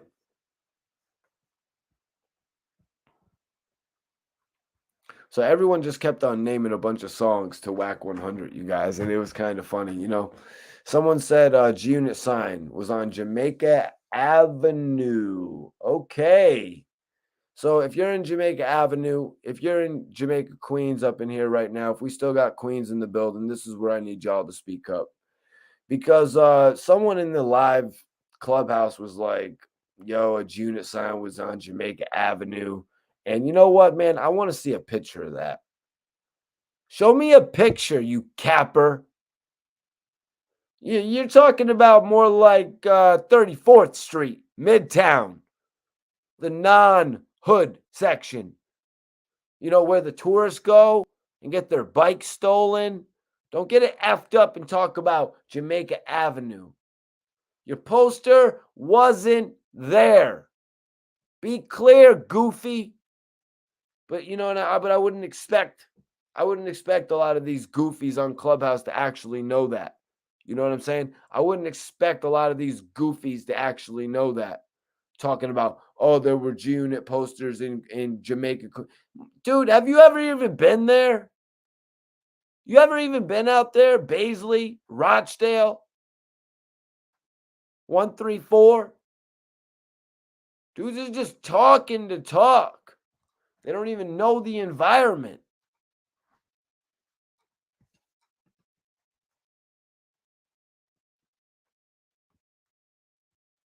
Shake That.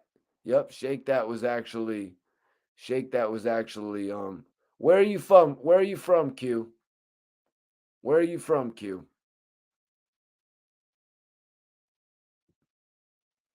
That's hilarious. You saying you're gonna buy a lotto ticket if he does 20K? That's hilarious. So 50 was asked on the Breakfast Club if he regrets giving game records.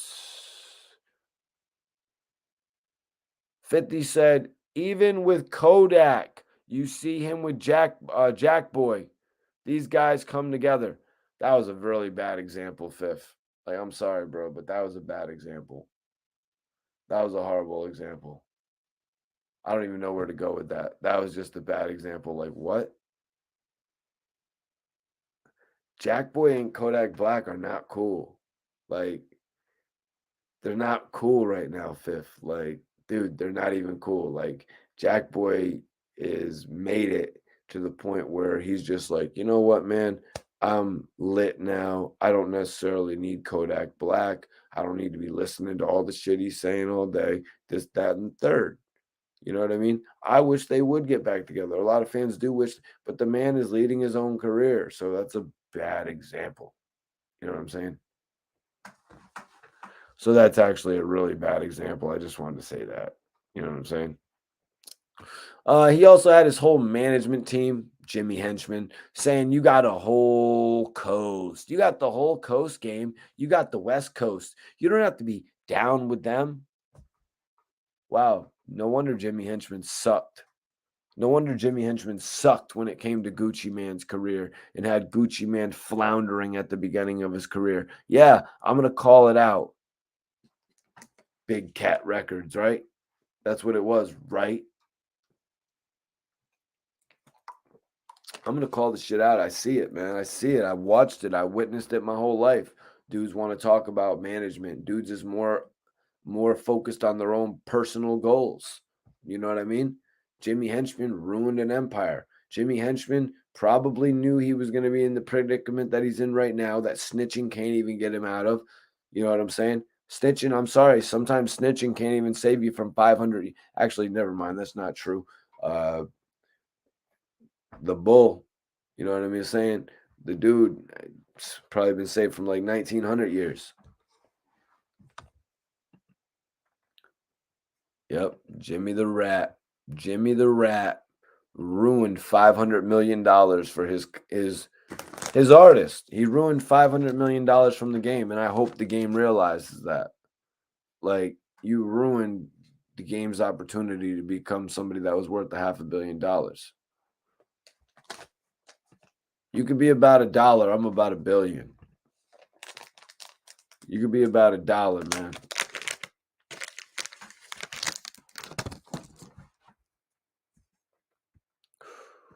Yeah, Gucci and Game were actually about to go at it too. Yeah, be over some. That was gonna be celebrity boxing though, bro. That was gonna be celebrity boxing. So he's like, "You got the whole West Coast. You don't have to be down with them. I just gave him the records." He flips out. I'm like, "Okay, what? How does 50 talk about it that casually? I just give him the records. He flips out." I'm like, "Okay." You see how the Jimmy Henchman stuff turned out? It turns to real street stuff. He was feeling that way before Game said that stuff. But why was Jimmy Henchman feeling that way about 50 Cent? It doesn't make any sense. If somebody in the chat, why did Jimmy Henchman feel a way about 50 Cent? I'm just trying to put it together. I could understand why Suge Knight ran up on the In the Club video. Every artist that Dr. Dre would put on, Suge Knight would take on a vendetta for. Everybody share this video at least one time. You know what I'm saying? Let's go. Appreciate y'all for hitting that like button too. You know?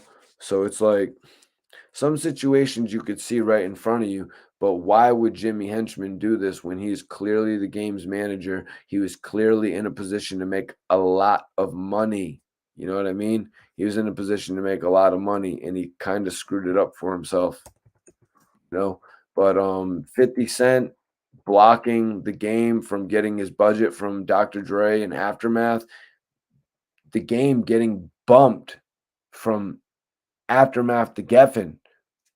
I mean, 50 did say one more word out of Styles' mouth, one more word out your mouth, and I'll push Styles shit back. You know, 50 has been known to say he will get people's record deals taken off. But yo, there's nothing wrong with Geffen Records. Little Durk was on Geffen as well. You know what I mean?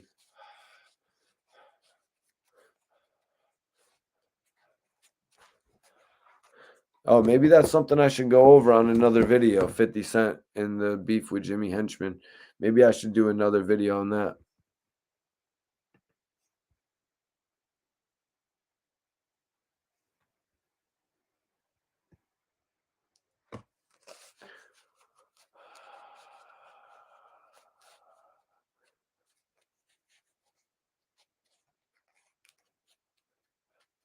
I like the Tez. I like the Simple Man track that 50 did. You know what I'm saying? Bet you be a simple man. You watch what you say. So let's get into it. Wack 100. One second. Let me roll this shit up.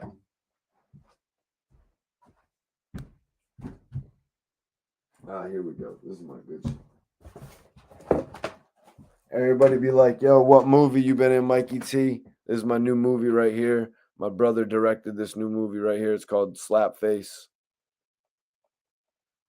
Dope ass movie, you guys. Go check it out. You can purchase it actually at Walmart, Target, Best Buy, all the stores. You can get this movie right now. You heard?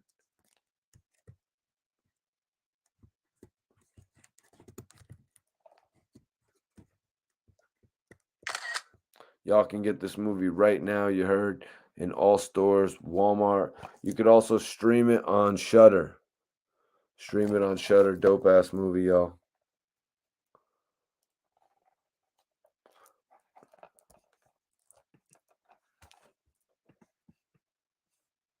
Oh shit, did I mess up my stream? Are we Gucci? Cool. Yeah, I'll go check it out, man. Dope ass movie. My brother made this film.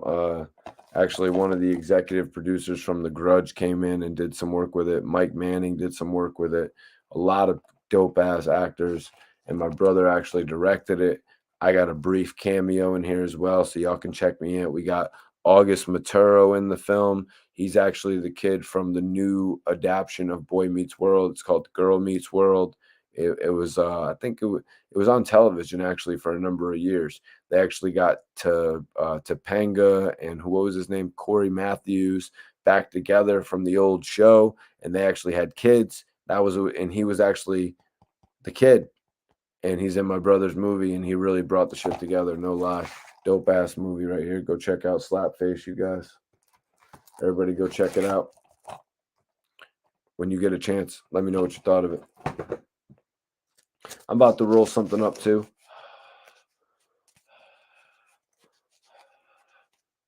And we're going to get into Wack 100 versus Caddillac Tah. Wack 100 versus Caddillac Tah. Now, I thought these guys were homies. Damn, homie. On Clubhouse, he was your man, homie. Damn, homie. I thought he was your man, homie. On Clubhouse, he was your man, homie. Until he gets in a jam. Oh, until you turned him into a jam, right? Because it's all about the views. It's all about the views, right? It's all about the live streams. So Wack is like, I'm keeping it gangster. I wouldn't have known if you wouldn't have sent it. So this is Wack talking to Reek, CEO Reek. Caddy's like, all this is the discussion extended from what was said in the room. An extended discussion from what was said in the room. Once again, we have another discussion from what was said in the room. You know what I mean? It's like when Wack 100 was saying that Reek actually did a video on Freaky Zeke 13 times. Continuation, another one. You know, and I'm not talking about Khaled. You know what I'm saying? I'm talking more Christian Cage. You know? So Wack is like, but how he's having a discussion when the information from the room came from him? Wack is like, we live streaming and dudes is telling me ain't no way Reek is on here with Caddy. Caddy's like, I'm not gonna talk about that. You know, man. So let me just point this out. I just want to point this out. So you know that you're live streaming and you're dissing one of your own. You're live streaming and you're dissing one of your own. Caddillac Tah. Caddy has an emoji on Clubhouse with the 100 logo. And this is how you treat your people? This is how you treat your guys? You put your man on blast trying to make him look bad here? I know why you said that. You said, we live streaming. So this is all for the views, right? Let's just keep it real. This is all for the views because you said it. We live streaming now, baby.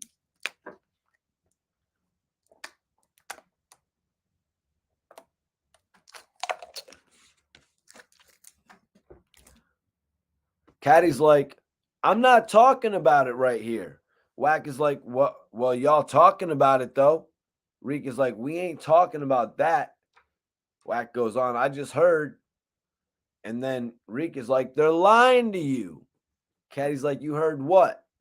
Wack is like, y'all was talking about the book, what the dude said in the book. All going back to Prodigy's book where he speaks on Caddy giving the drop on Murder Inc.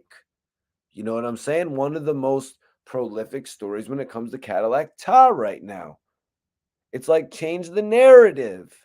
Do you really need to still be talking about the same tired subject? We're off of it. We're good. We don't really want to talk about this subject no more. Let's move on.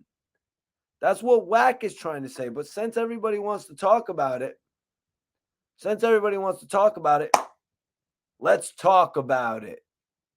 Wack sees the buffet table. He's about to sit down to eat. Let's get into it, you guys. Wack said, y'all was talking about the book, what the dude said in the book. Caddy's like, I didn't say nothing about it. I said the same, similar to what I said. Again, Caddillac Tah's on there saying what he had said before all over again. Oh, since I said it before, I can say it again. Since I said it before, well, sometimes when you say something again, the conversation's going to broaden.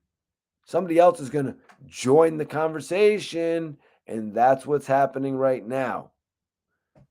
Wack said, not talking about it is not talking about it. We all know there's a reason to talk about it this week. We all know there's a reason to talk about it this week, though, guys, because Irv Gotti, we were talking about it at the beginning of the show.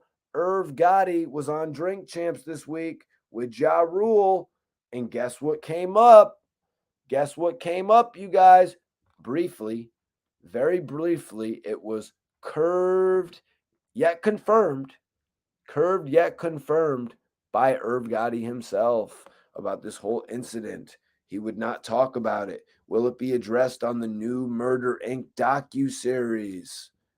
Will it be addressed on the new Murder Inc. docuseries? I don't know. I couldn't say. But looks like the newest episode actually detailed Jay-Z actually not wanting to be a part of the supergroup, which was going to be Murder Inc. That's interesting to me, you guys. That is very interesting to me. So will Cadillac Tah's story be depicted on here of when Murder Inc. got set up? It's going to be interesting to see. It's going to be interesting to see what this Murder Inc. docuseries holds. I might have to go check out the first episode so I can report back to you guys on it. I'm just not put up some thumbs in the chat if you would want to see me do reviews of the Murder Inc. docuseries. Hell no, bro. The Murder Inc. story is going to be dope. I could see why BET would do it.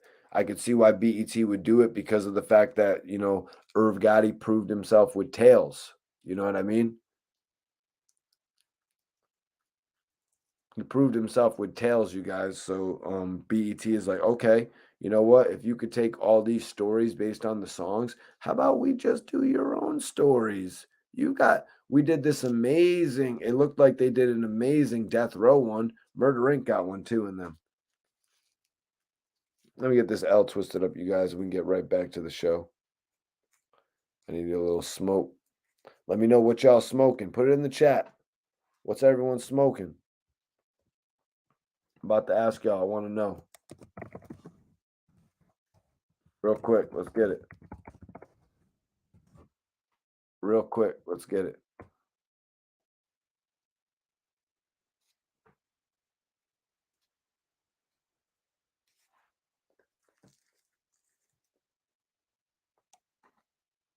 Oh, shit.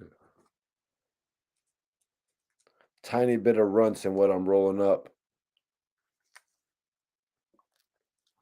But it's mostly Burn Scotty. Which I can't remember if the girl told me was a sativa.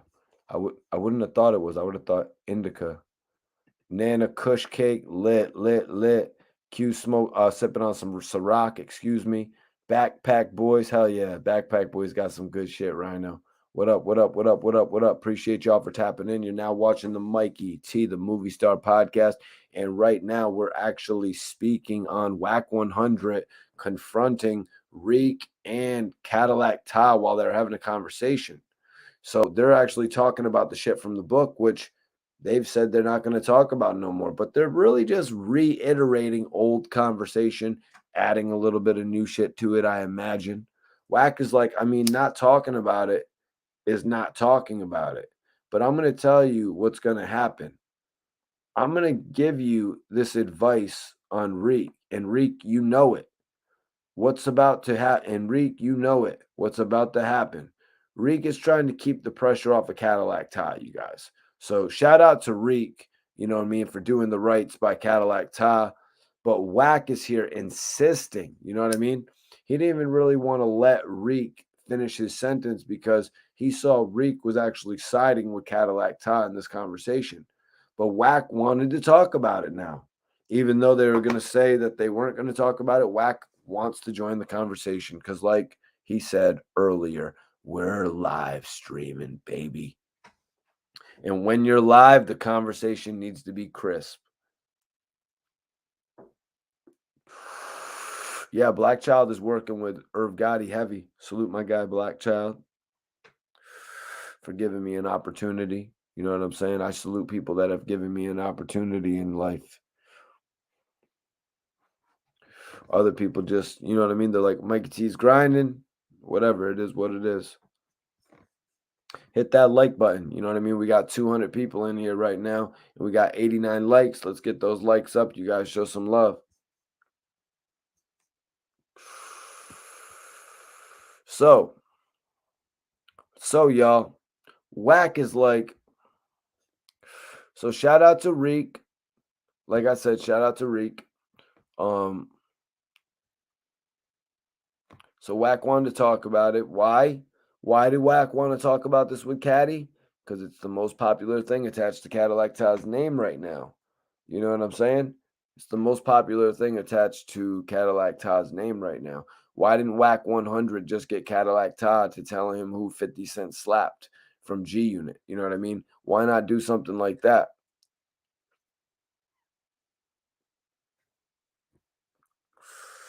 Wack is like, what's about to happen is the hallway is going to light up.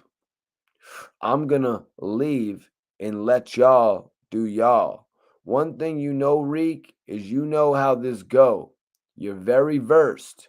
Now, dudes is going to go to digging because it's been quiet. They don't know it's there. So now Reek is well versed. So before you're dissing Reek, now you're saying Reek doesn't know how to run a YouTube page. You're saying Reek doesn't know how to run a clubhouse. But now you're legitimately saying that Reek is well versed. I love it. I love it. You know what I mean? When the shoe's on the other foot.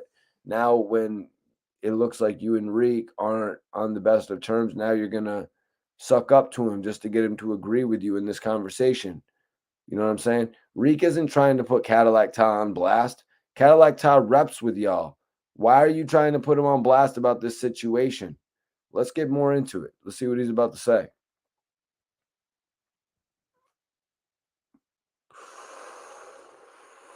Freaking Wack 100 puts the dude on the spot. What do you want, a medal? You want a medal, Wack? You're talking about some shit from Prodigy's book. He said Cadillac Tah tried to line up Ja Rule. Irv Gotti was on Drink Champs and he confirmed it. Wack is like, I'm just telling you what's real. I'm not calling nobody my homie that called me a snake and set up artists. And that right there, Wack is right about.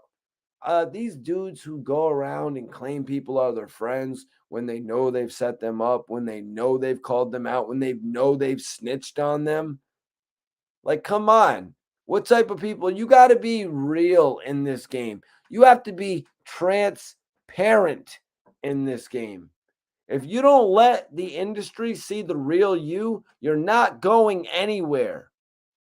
If you come out here and you try to put on this facade, if you come out here trying to put on a facade, you see how far it gets you. This game is about originality. If you can conquer that, then you can conquer this game.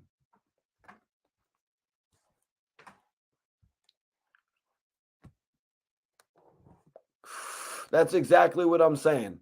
That's exactly what I'm saying, Iceberg.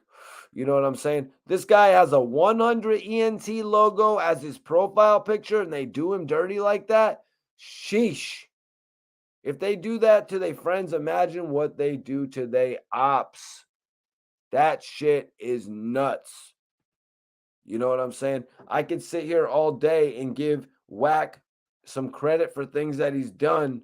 I can sit here all day and give 50 credit for things that they've done, gain credit, anybody credit, but you got to see things from both spectrums, both sides of the fence, you guys. If somebody's doing something that is straight up whack, we got to call them out on it. Somebody's doing something that's great. You know, you got to give your perspective and look at this situation here, man. The dude has been repping with Wack 100 for the better part of the year, and now you're going to put him on blast? I don't agree with that shit. I don't agree with that shit. Just like I didn't agree with 50 putting Yayo on blast during all their interviews when they were promoting G Unit. But that's different. That was different, man. That was different. You know what I mean? I wasn't gonna come on here and voice my opinion on 50 and Yayo arguing in the middle of an interview. You know what I mean? No, that's not what I'm doing here. But when something happens like stuff we've seen earlier this year with rappers just doing distasteful shit, then I will voice my opinion on it. So going from there, we Wack keeping it real. Like I agree. I'm just telling you what's real. I'm not calling nobody my homie that called me a snake and setup artist. Caddy says, that's you. That's you, though. What? It's like the majority of people. Like somebody's calling you a rat, someone's calling you a snake. You shouldn't want to be affiliated with those people. I mean, sometimes you gotta be. You know what I mean? I don't really know the story from Cadillac Tah's perspective. I do know that they've got a new Murder Inc. docuseries or whatever it is, or a show on BET, and they probably got a Murder Inc. tour, and they probably got a Murder Inc. versus that's coming up. I mean, I wasn't Irv Gotti like trying to call out Diddy. I think that would actually be pretty cool if Dr. Dre's not going to give Diddy the time of day. Cadillac Tah wants to be a part of all this stuff, you guys. You know what I mean?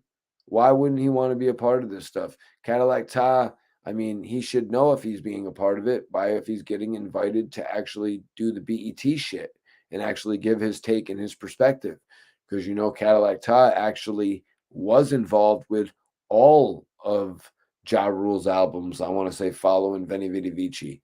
He was on Rule 336. He was on Pain is Love. He was on The Last Temptation. And that was pretty much it, probably. Nah, he was on a few other things. He was on the Fast and the Furious soundtrack. You know, he was really there. So he should be able to judge it if he's on that show. But y'all can let me know if you saw him on the show. So listen to this, guys. Wack is like, then you telling me you got it clear? But the dudes is just on Drink Champs saying that's a real situation. Reek is like, so Caddy, what he is saying is until that man pops up, Wack cuts him off. He could have cleared it right there. Irv Gotti could have cleared it up right there, you guys. He did not speak on it. He could have said, we not talking about that. He could have said, we not talking about that. How about that, you guys? He could have said, we're not talking about that. He could have said, that's a real situation, but we're not getting into that. Reek, am I right? Wow. Wack is going all the way with this. He's going all the way in it like him and Reek are old tag team, like they're the old tag team partners that they are. Reek, am I right? And normally Reek would, you are 100%. It doesn't matter who it is. It doesn't matter. That's the loyalty that Reek had for Wack. It could be academics there, and Reek is going to stand up for Wack. And that's something that shouldn't be, that loyalty should not be mistaken right there, you guys.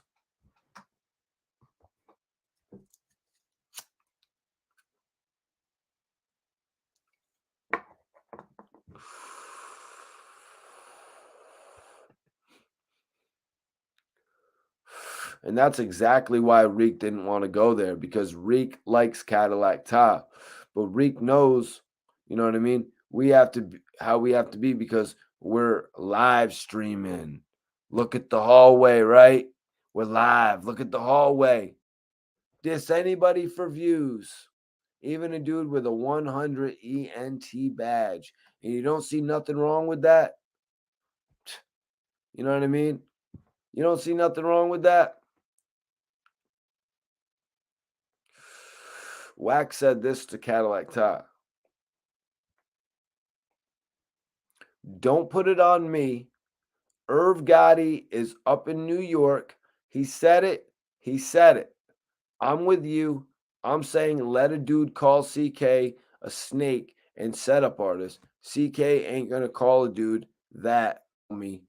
Like Tah's like, I'm not mad at you because I'm telling you there's more to it. And me and you could have chopped it up off the stage. So he actually wanted to address this with Wack off the stage in a one-on-one setting.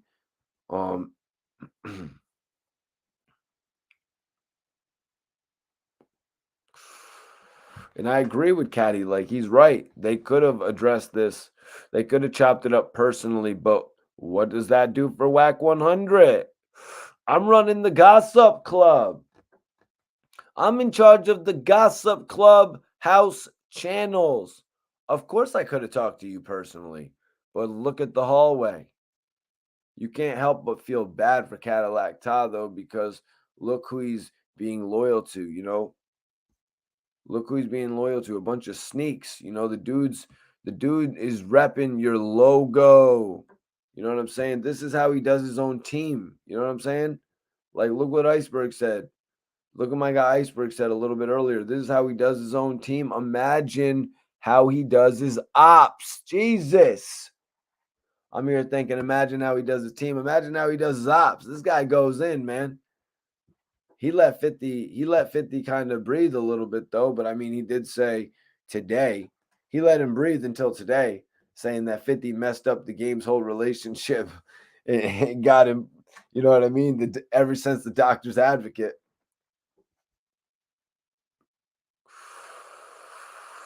So Wack is like, did you holler at Irv? Did you holler at Irv? You came in the room 2 to 3 times. You didn't say nothing. But you on here with Reek having a long conversation. Reek is the one who gave me the clips.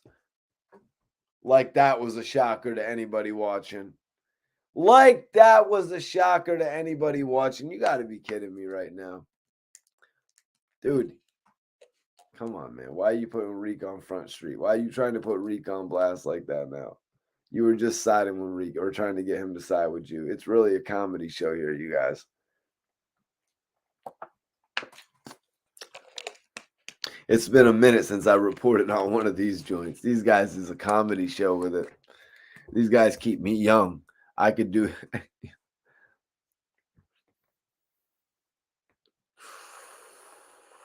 So Wack is like, did you holler at Irv? Wack wants to know. Wack wants the exclusive. You know what I mean? Yeah, I hollered at Irv, man. We got into a big argument. Wack wants the big exclusive, you guys. So Callie's like, what you're not going to do is that. I just shut the shit down with Reek the same way I did with you in the room. The room. It happened in the room. Wack is like, shut it down with Irv Gotti.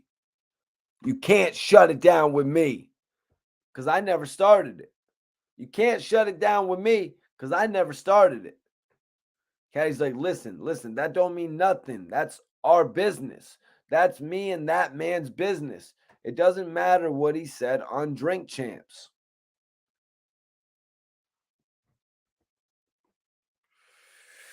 Wack is like, have you expressed or showed any of this aggression to Irv Gotti? Why is it to me? And I want to ask you guys, man. Do you guys notice a similar pattern in what Wack 100 is doing to everybody that he disses? You know what I mean? Are you guys noticing this pattern that he has? Wack is like, I don't call you out your name. I didn't do none of that. So now he's reeling it in. You know, I didn't call you out your name. I didn't do none of that. Because I could do that. I could do that. Whoa. So now we got the whole thing going on with Caddillac Tah that went down with Cuban Link. Wack 100 told Cuban Link he was going to help him. He reeled Cuban Link in a little bit. Wack 100 obviously has told Caddillac Tah he's going to help him. He's reeled him in a little bit. But now he's saying, I never dissed you. Caddillac Tah knows you haven't dissed him. Caddillac Tah knows you haven't dissed him. He wouldn't. Why would he else would he be on the page? Because I could. I could do that too. What? You seriously gonna say that to this man? You could diss him? Now you're just throwing the whole relationship out the window. I don't know if they'll ever repair what they got going on. We'll have to wait and see what happens with Caddillac Tah as well. Is he going to be featured on the Murder Inc. documentary with Irv, with all the guys?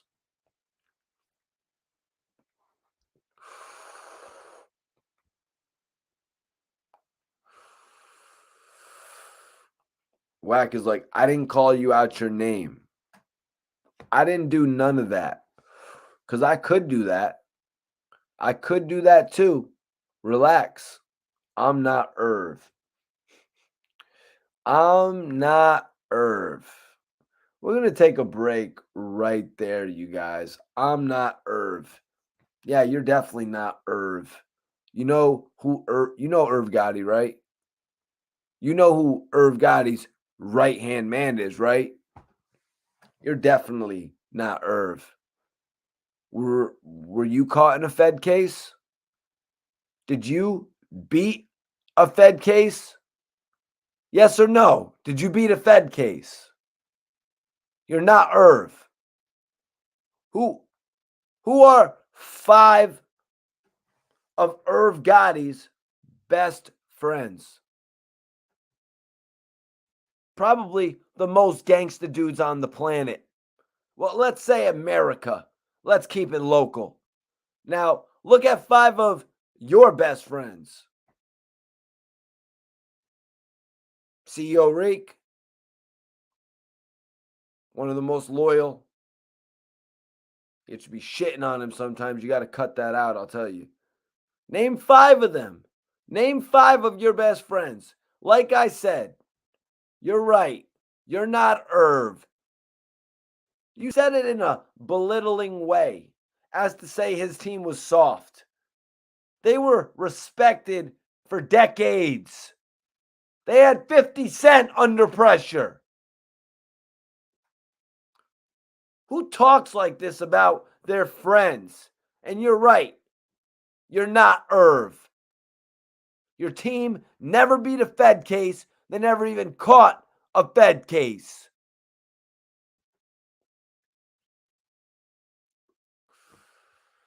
Wack said, what did Irv say? You a lie. Irv said, the homie said, what's up? This caddy, nah, said he's a snake. Irv said, that's a real situation. I'm not going to speak on it right now. It's at the 1 hour and 52-minute mark. Caddillac Tah's like, he said the same shit I said. It's a real situation. Wack is like, no, he didn't. Because what he should have said is, what you're telling me is wrong. Caddy's like, hold on. So help me understand, Wack. So help me, listen to this. So help me understand. Wack 100 is an internet dude. Wack is like, Wack 100 is a social media. Are you mad at me for listening to a clip? Caddy's like, I'm not mad at neither one of you. Wack is like, are you mad at Irv Gotti? Irv is still or Wack is still looking for that headline. You know what I mean? Are you mad at Irv Gotti? Caddy's like, we all can't speak at the same time. I've been told you. I ain't mad. Wack is like, he said, he ain't said a word to me since. Reek is like, so Caddy. And then he's like, he got off. Caddy dipped on him, man. Caddy dipped on him, you guys. Will he ever return? You know what I mean? Will he ever return? I don't know. I don't know if he'll ever return with Wack 100. I can't say I'll be listening in. You know what I mean? It's not what I really be doing. I'm not really on Clubhouse like that, to be 100% honest with you guys. But I will more than likely see it on a blog on YouTube if he does, or if they ever go at it again. But in my opinion about this topic, it's like, why are they still going back and forth on such an old issue like this? It really doesn't make that much sense to me. You know what I mean? These guys are going in on an old issue that Prodigy brought up in his book. It's got to be because of the fact that, CEO Reek wanted to talk about it. Again, And Nori just brought it up on Drink Champs, so it's almost relevant enough to bring it up. We didn't really get an answer from Irv Gotti about it. Will we get the answer in the series? We'll have to wait and see. You know what I mean? I'm not sure how many episodes they're doing. I hope it's more like 10 to 12. You know what I mean? I hope it's a nice, healthy, since we're using that. A healthy 20,000 units. I hope it's a nice, healthy serving of episodes, man. Some of these series, like BMF at 8 episodes, it really wasn't doing it for me. I need more episodes, man. 50, let's get at least 15 episodes of BMF on this next season. I'm going to open it up, man. I want to take questions from the chat, man. I want to take some questions from the chat tonight. Who wants to talk? Who's got some shit to say? Where's my bud? All right, there we go. I'm about to light up. I'm about to light up right now, you guys. Somebody send a super chat if you want me to take a hit of some Hennessy.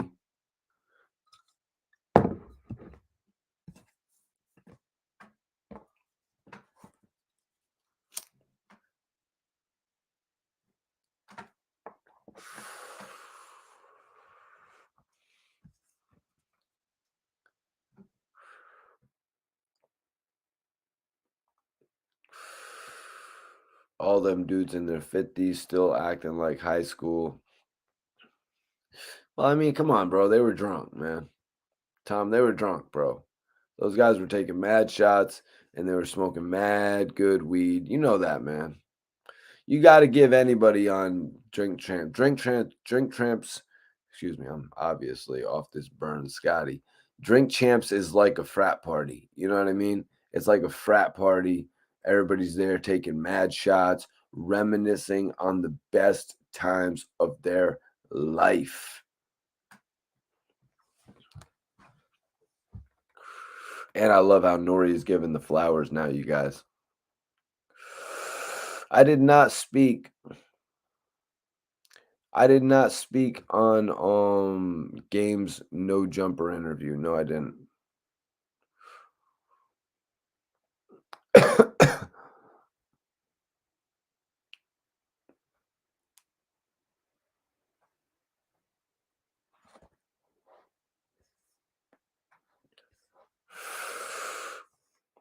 Y'all can hit me up with some open questions right now. Hit me with some open questions if you got any. Let me take a look at the poll. Who put the most work in on 50 Cent? We had 4 choices. The last pick with 8%, you guys. Cameron. Nobody's rocking with Cameron when it comes to him beefing with 50 Cent. 11% for Rick Ross. So only 11% of the people in the room actually agreed with Wack 100. Wack 100 said that Rick Ross is the one who had the best chance against, or actually finished. His words were finished 50 Cent.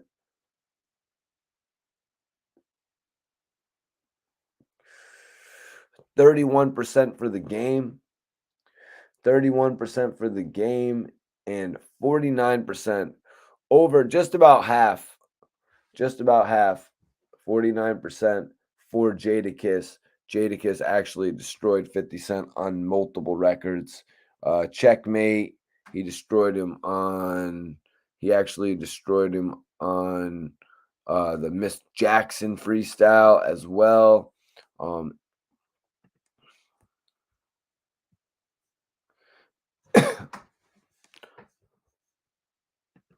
Oh, well, hit me up on my DM on Instagram, man.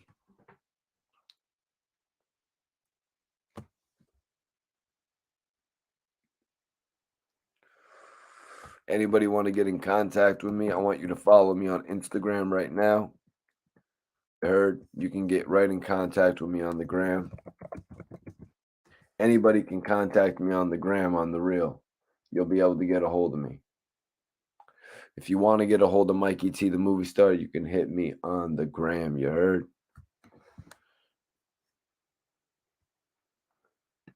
You know what it is.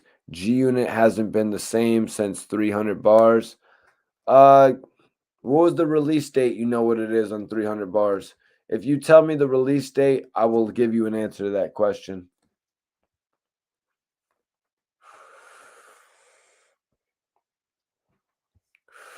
If you give me a release date, I will answer the question about 300 bars.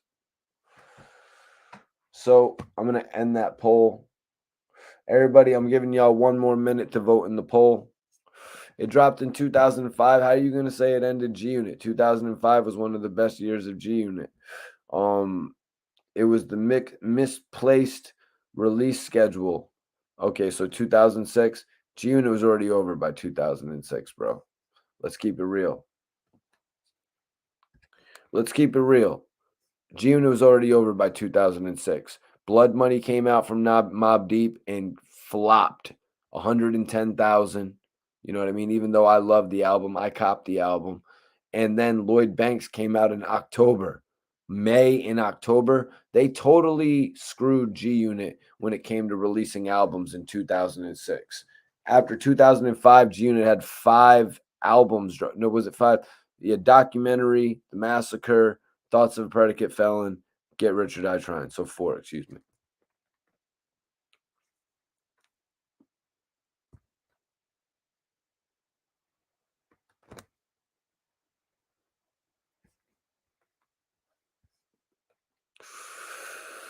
Appreciate y'all for tapping in. We're doing some open questions. Thank you, Shiree Adderley. Definitely appreciate you. 2005. Nonetheless, 2005, the only 2005 G Unit put out 4 projects. You know what I'm saying?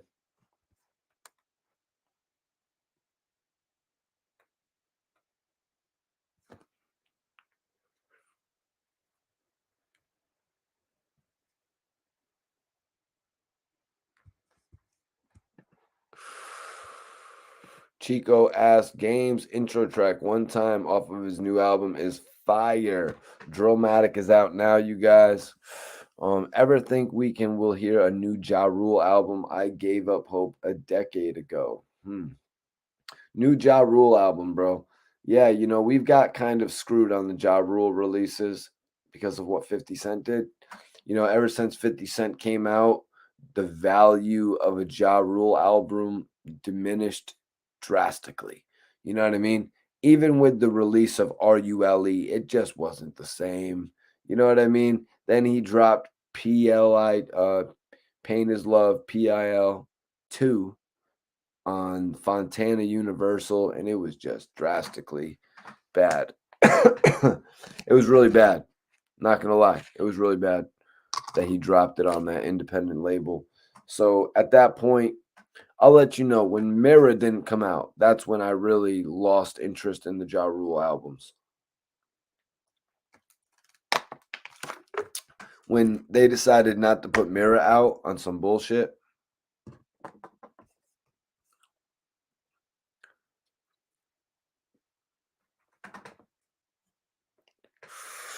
It was like, yo, y'all are promoting Mirror.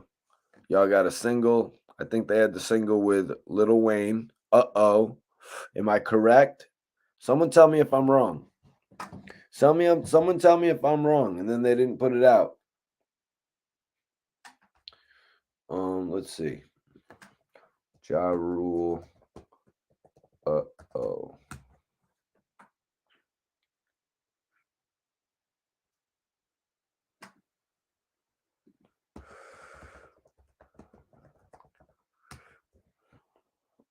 Yep.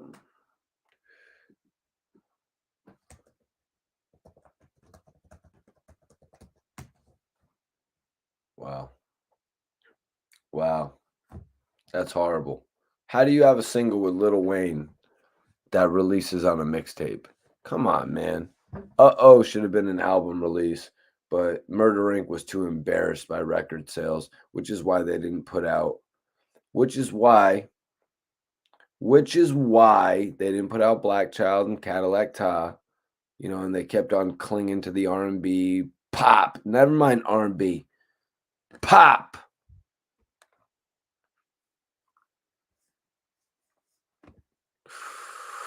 Yep. Yep, correct. That's when I gave up on it, had a release date and never put it out. Heard it when it leaked and it was a dope project. Yep, they put it out as a mixtape. Mike is right. They actually put that out as a mixtape. Very disappointing that they would play Ja Rule's album like that. If you want to know about my mishap with 50 Cent, you might have to send in a super chat for that one, bro. I'm not going to rehash that tonight.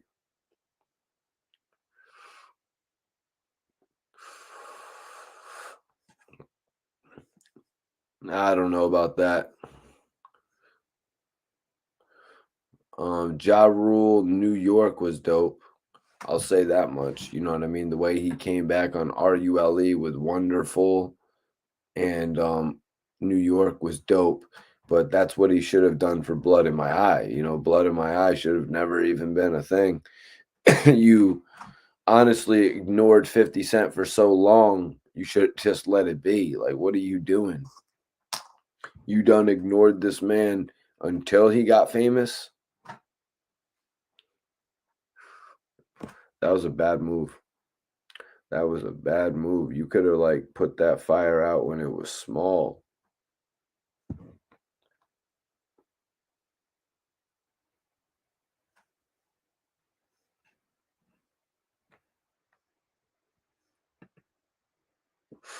New York was on replay for you, bro. I appreciate you, EMS, for tapping in tonight again, bro. But yeah, I got a very special live for you guys tomorrow night. Tomorrow night, we're going to be live with Kid Kid.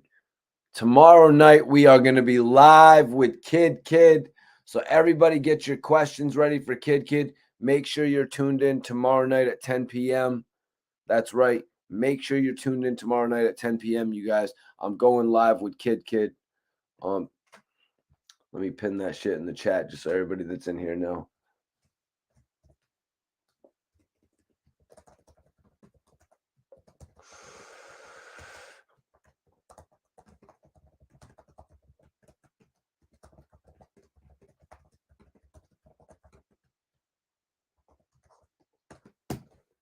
Me and Kid and I are going live tomorrow, 10:30 p.m. I'm bringing Kid in, you guys. Former Young Money, former Squad Up, former Cash Money, former G Unit. You know what I'm saying?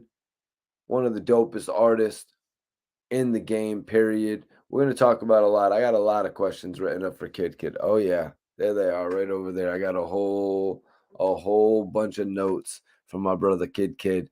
We're going to go. He has a new single out right now called Crooks. Y'all can look that up. Y'all can follow Kid. If y'all want to follow Kid right now, y'all can follow Kid and shit, of course. If you're an artist, you might want to follow for other reasons. If you're a producer, you might want to follow for some other reasons. If you're a videographer, you know what I'm saying, looking for an opportunity, all different ways that you could network with Kid right now, y'all. Kid is a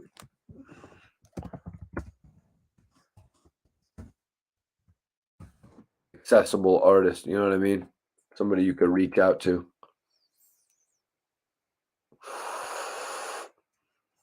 Yeah, Kid is lit. I was really like impressed when he came to G Unit.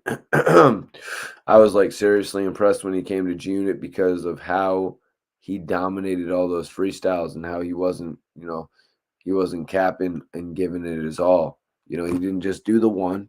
Sometimes he would jump up there and do multiple freestyles. And then look what he did even before the G Unit run when he was running around with 50 and he had a bunch of songs on Animal Ambition. You know, 50 gave him that opportunity. We're gonna go over a lot of that. We're gonna go over a lot of what he's doing right now as well. You know what I'm saying? We're gonna talk about some current things going on with Kid that I think he may want to address. I'm gonna leave that for him to address though. You know, yeah, got a couple things I'm gonna ask him about tomorrow on the live. Mikey T live with Kid tomorrow night, 10 p.m. y'all. Oh yeah, let me see that. James says Game thought a 10-minute song was a good idea in this day and age of 2-minute songs. I'm gonna be real with you. My brother, actually, I sent him the song. Bro, you got to listen to this. Eminem diss. It's crazy. Do you think Eminem will respond? You know what I mean? Sometimes you just want to get the perspective, you know what I mean, from somebody who's not like all the way into what's currently going on in hip hop, but also knows those key guys from back in the day. You know what I mean? My brother knows Eminem. My brother knows when the game was brought into the scene to a certain extent. You know what I mean? So I wanted to get his opinion on it, but 10 minutes, too long of a song. Barely could get through a minute of it. I was like, damn, that was a little rough, bro. I'm like, come on, that's a little rough. I'm like, bro, that's a little rough. Because I agree. I agree with Louis. That song, fire. I'm going to ask y'all in the chat.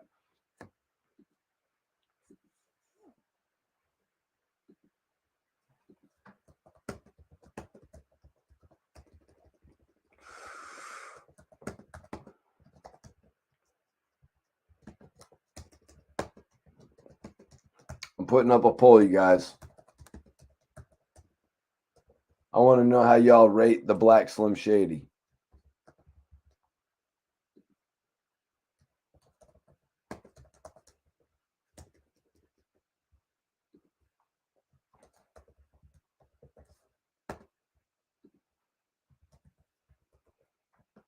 I'm putting it up right now.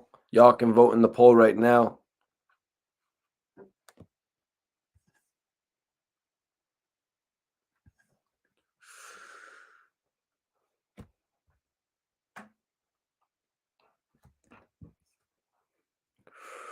Yep, live with Kid tomorrow night. Live with Kid tomorrow night. You heard? Crooks, his new singles out. You can go search that on YouTube.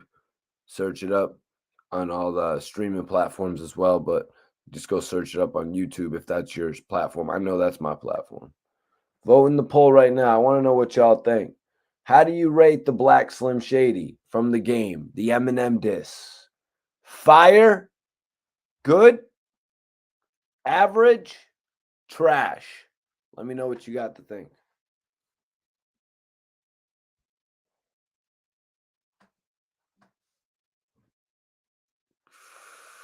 Whoa, James, I like that assessment. James says, sounds like he had a song with the first two verses as homage, paying homage already, and then tacked on the third and uber wraparound after he decided his album rollout, to be honest.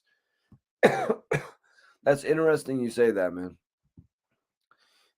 because it would explain his first two verses and then the second or the third verse, excuse me, and then that fourth verse, which was just what, like Forever, like the Diddy album Forever, but just a little bit better. All right, so right now we're tied at 36%. 36% of the people say this song is fire, and 36% of the people say this song is trash. Yo, guys, don't be shitting on the game song, The Black Slim Shady. Don't be shitting on that song. Like, come on, let's be real.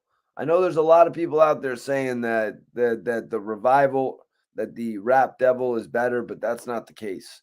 This might be the most lethal Eminem diss song yet.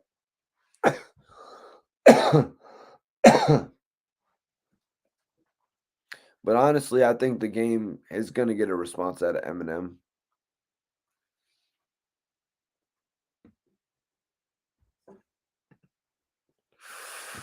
There's one thing my bro said too, the beat annoyed him.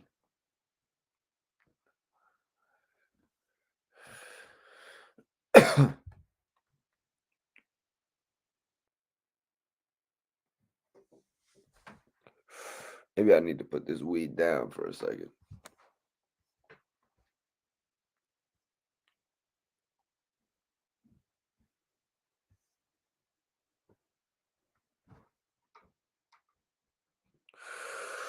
Who else you thought it would be? It's Mikey T, y'all.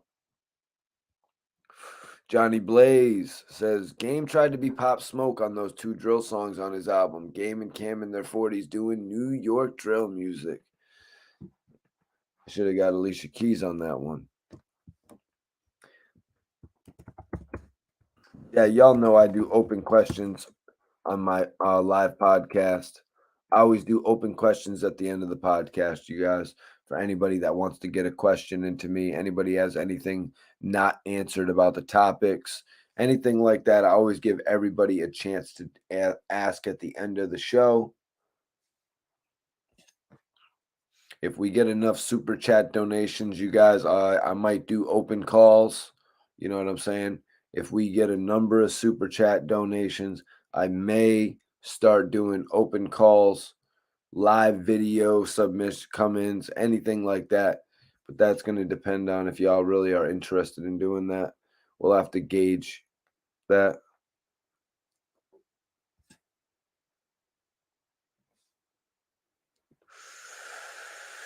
All right, so 37% of the people are saying that it's fire. 37% of the people are saying it's fire, you guys. It's lit. Let me see. Hold on one second.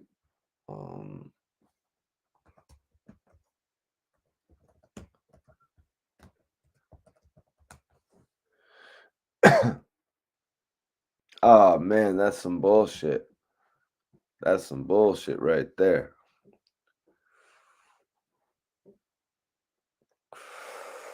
All right, y'all. I'm going to be live tomorrow night, 10 p.m. with Kid. We're going to be discussing everything, you know what I'm saying, from his new music. That's right. We're going to be talking about his new music, Crooks, available now. Salute the kid for giving me the opportunity. We're going to be talking about what's going on with him currently in hip-hop. Also, we're going to be talking about the Game versus 50 Cent. I got to get his take on that. I hope he's heard the record maybe a few times.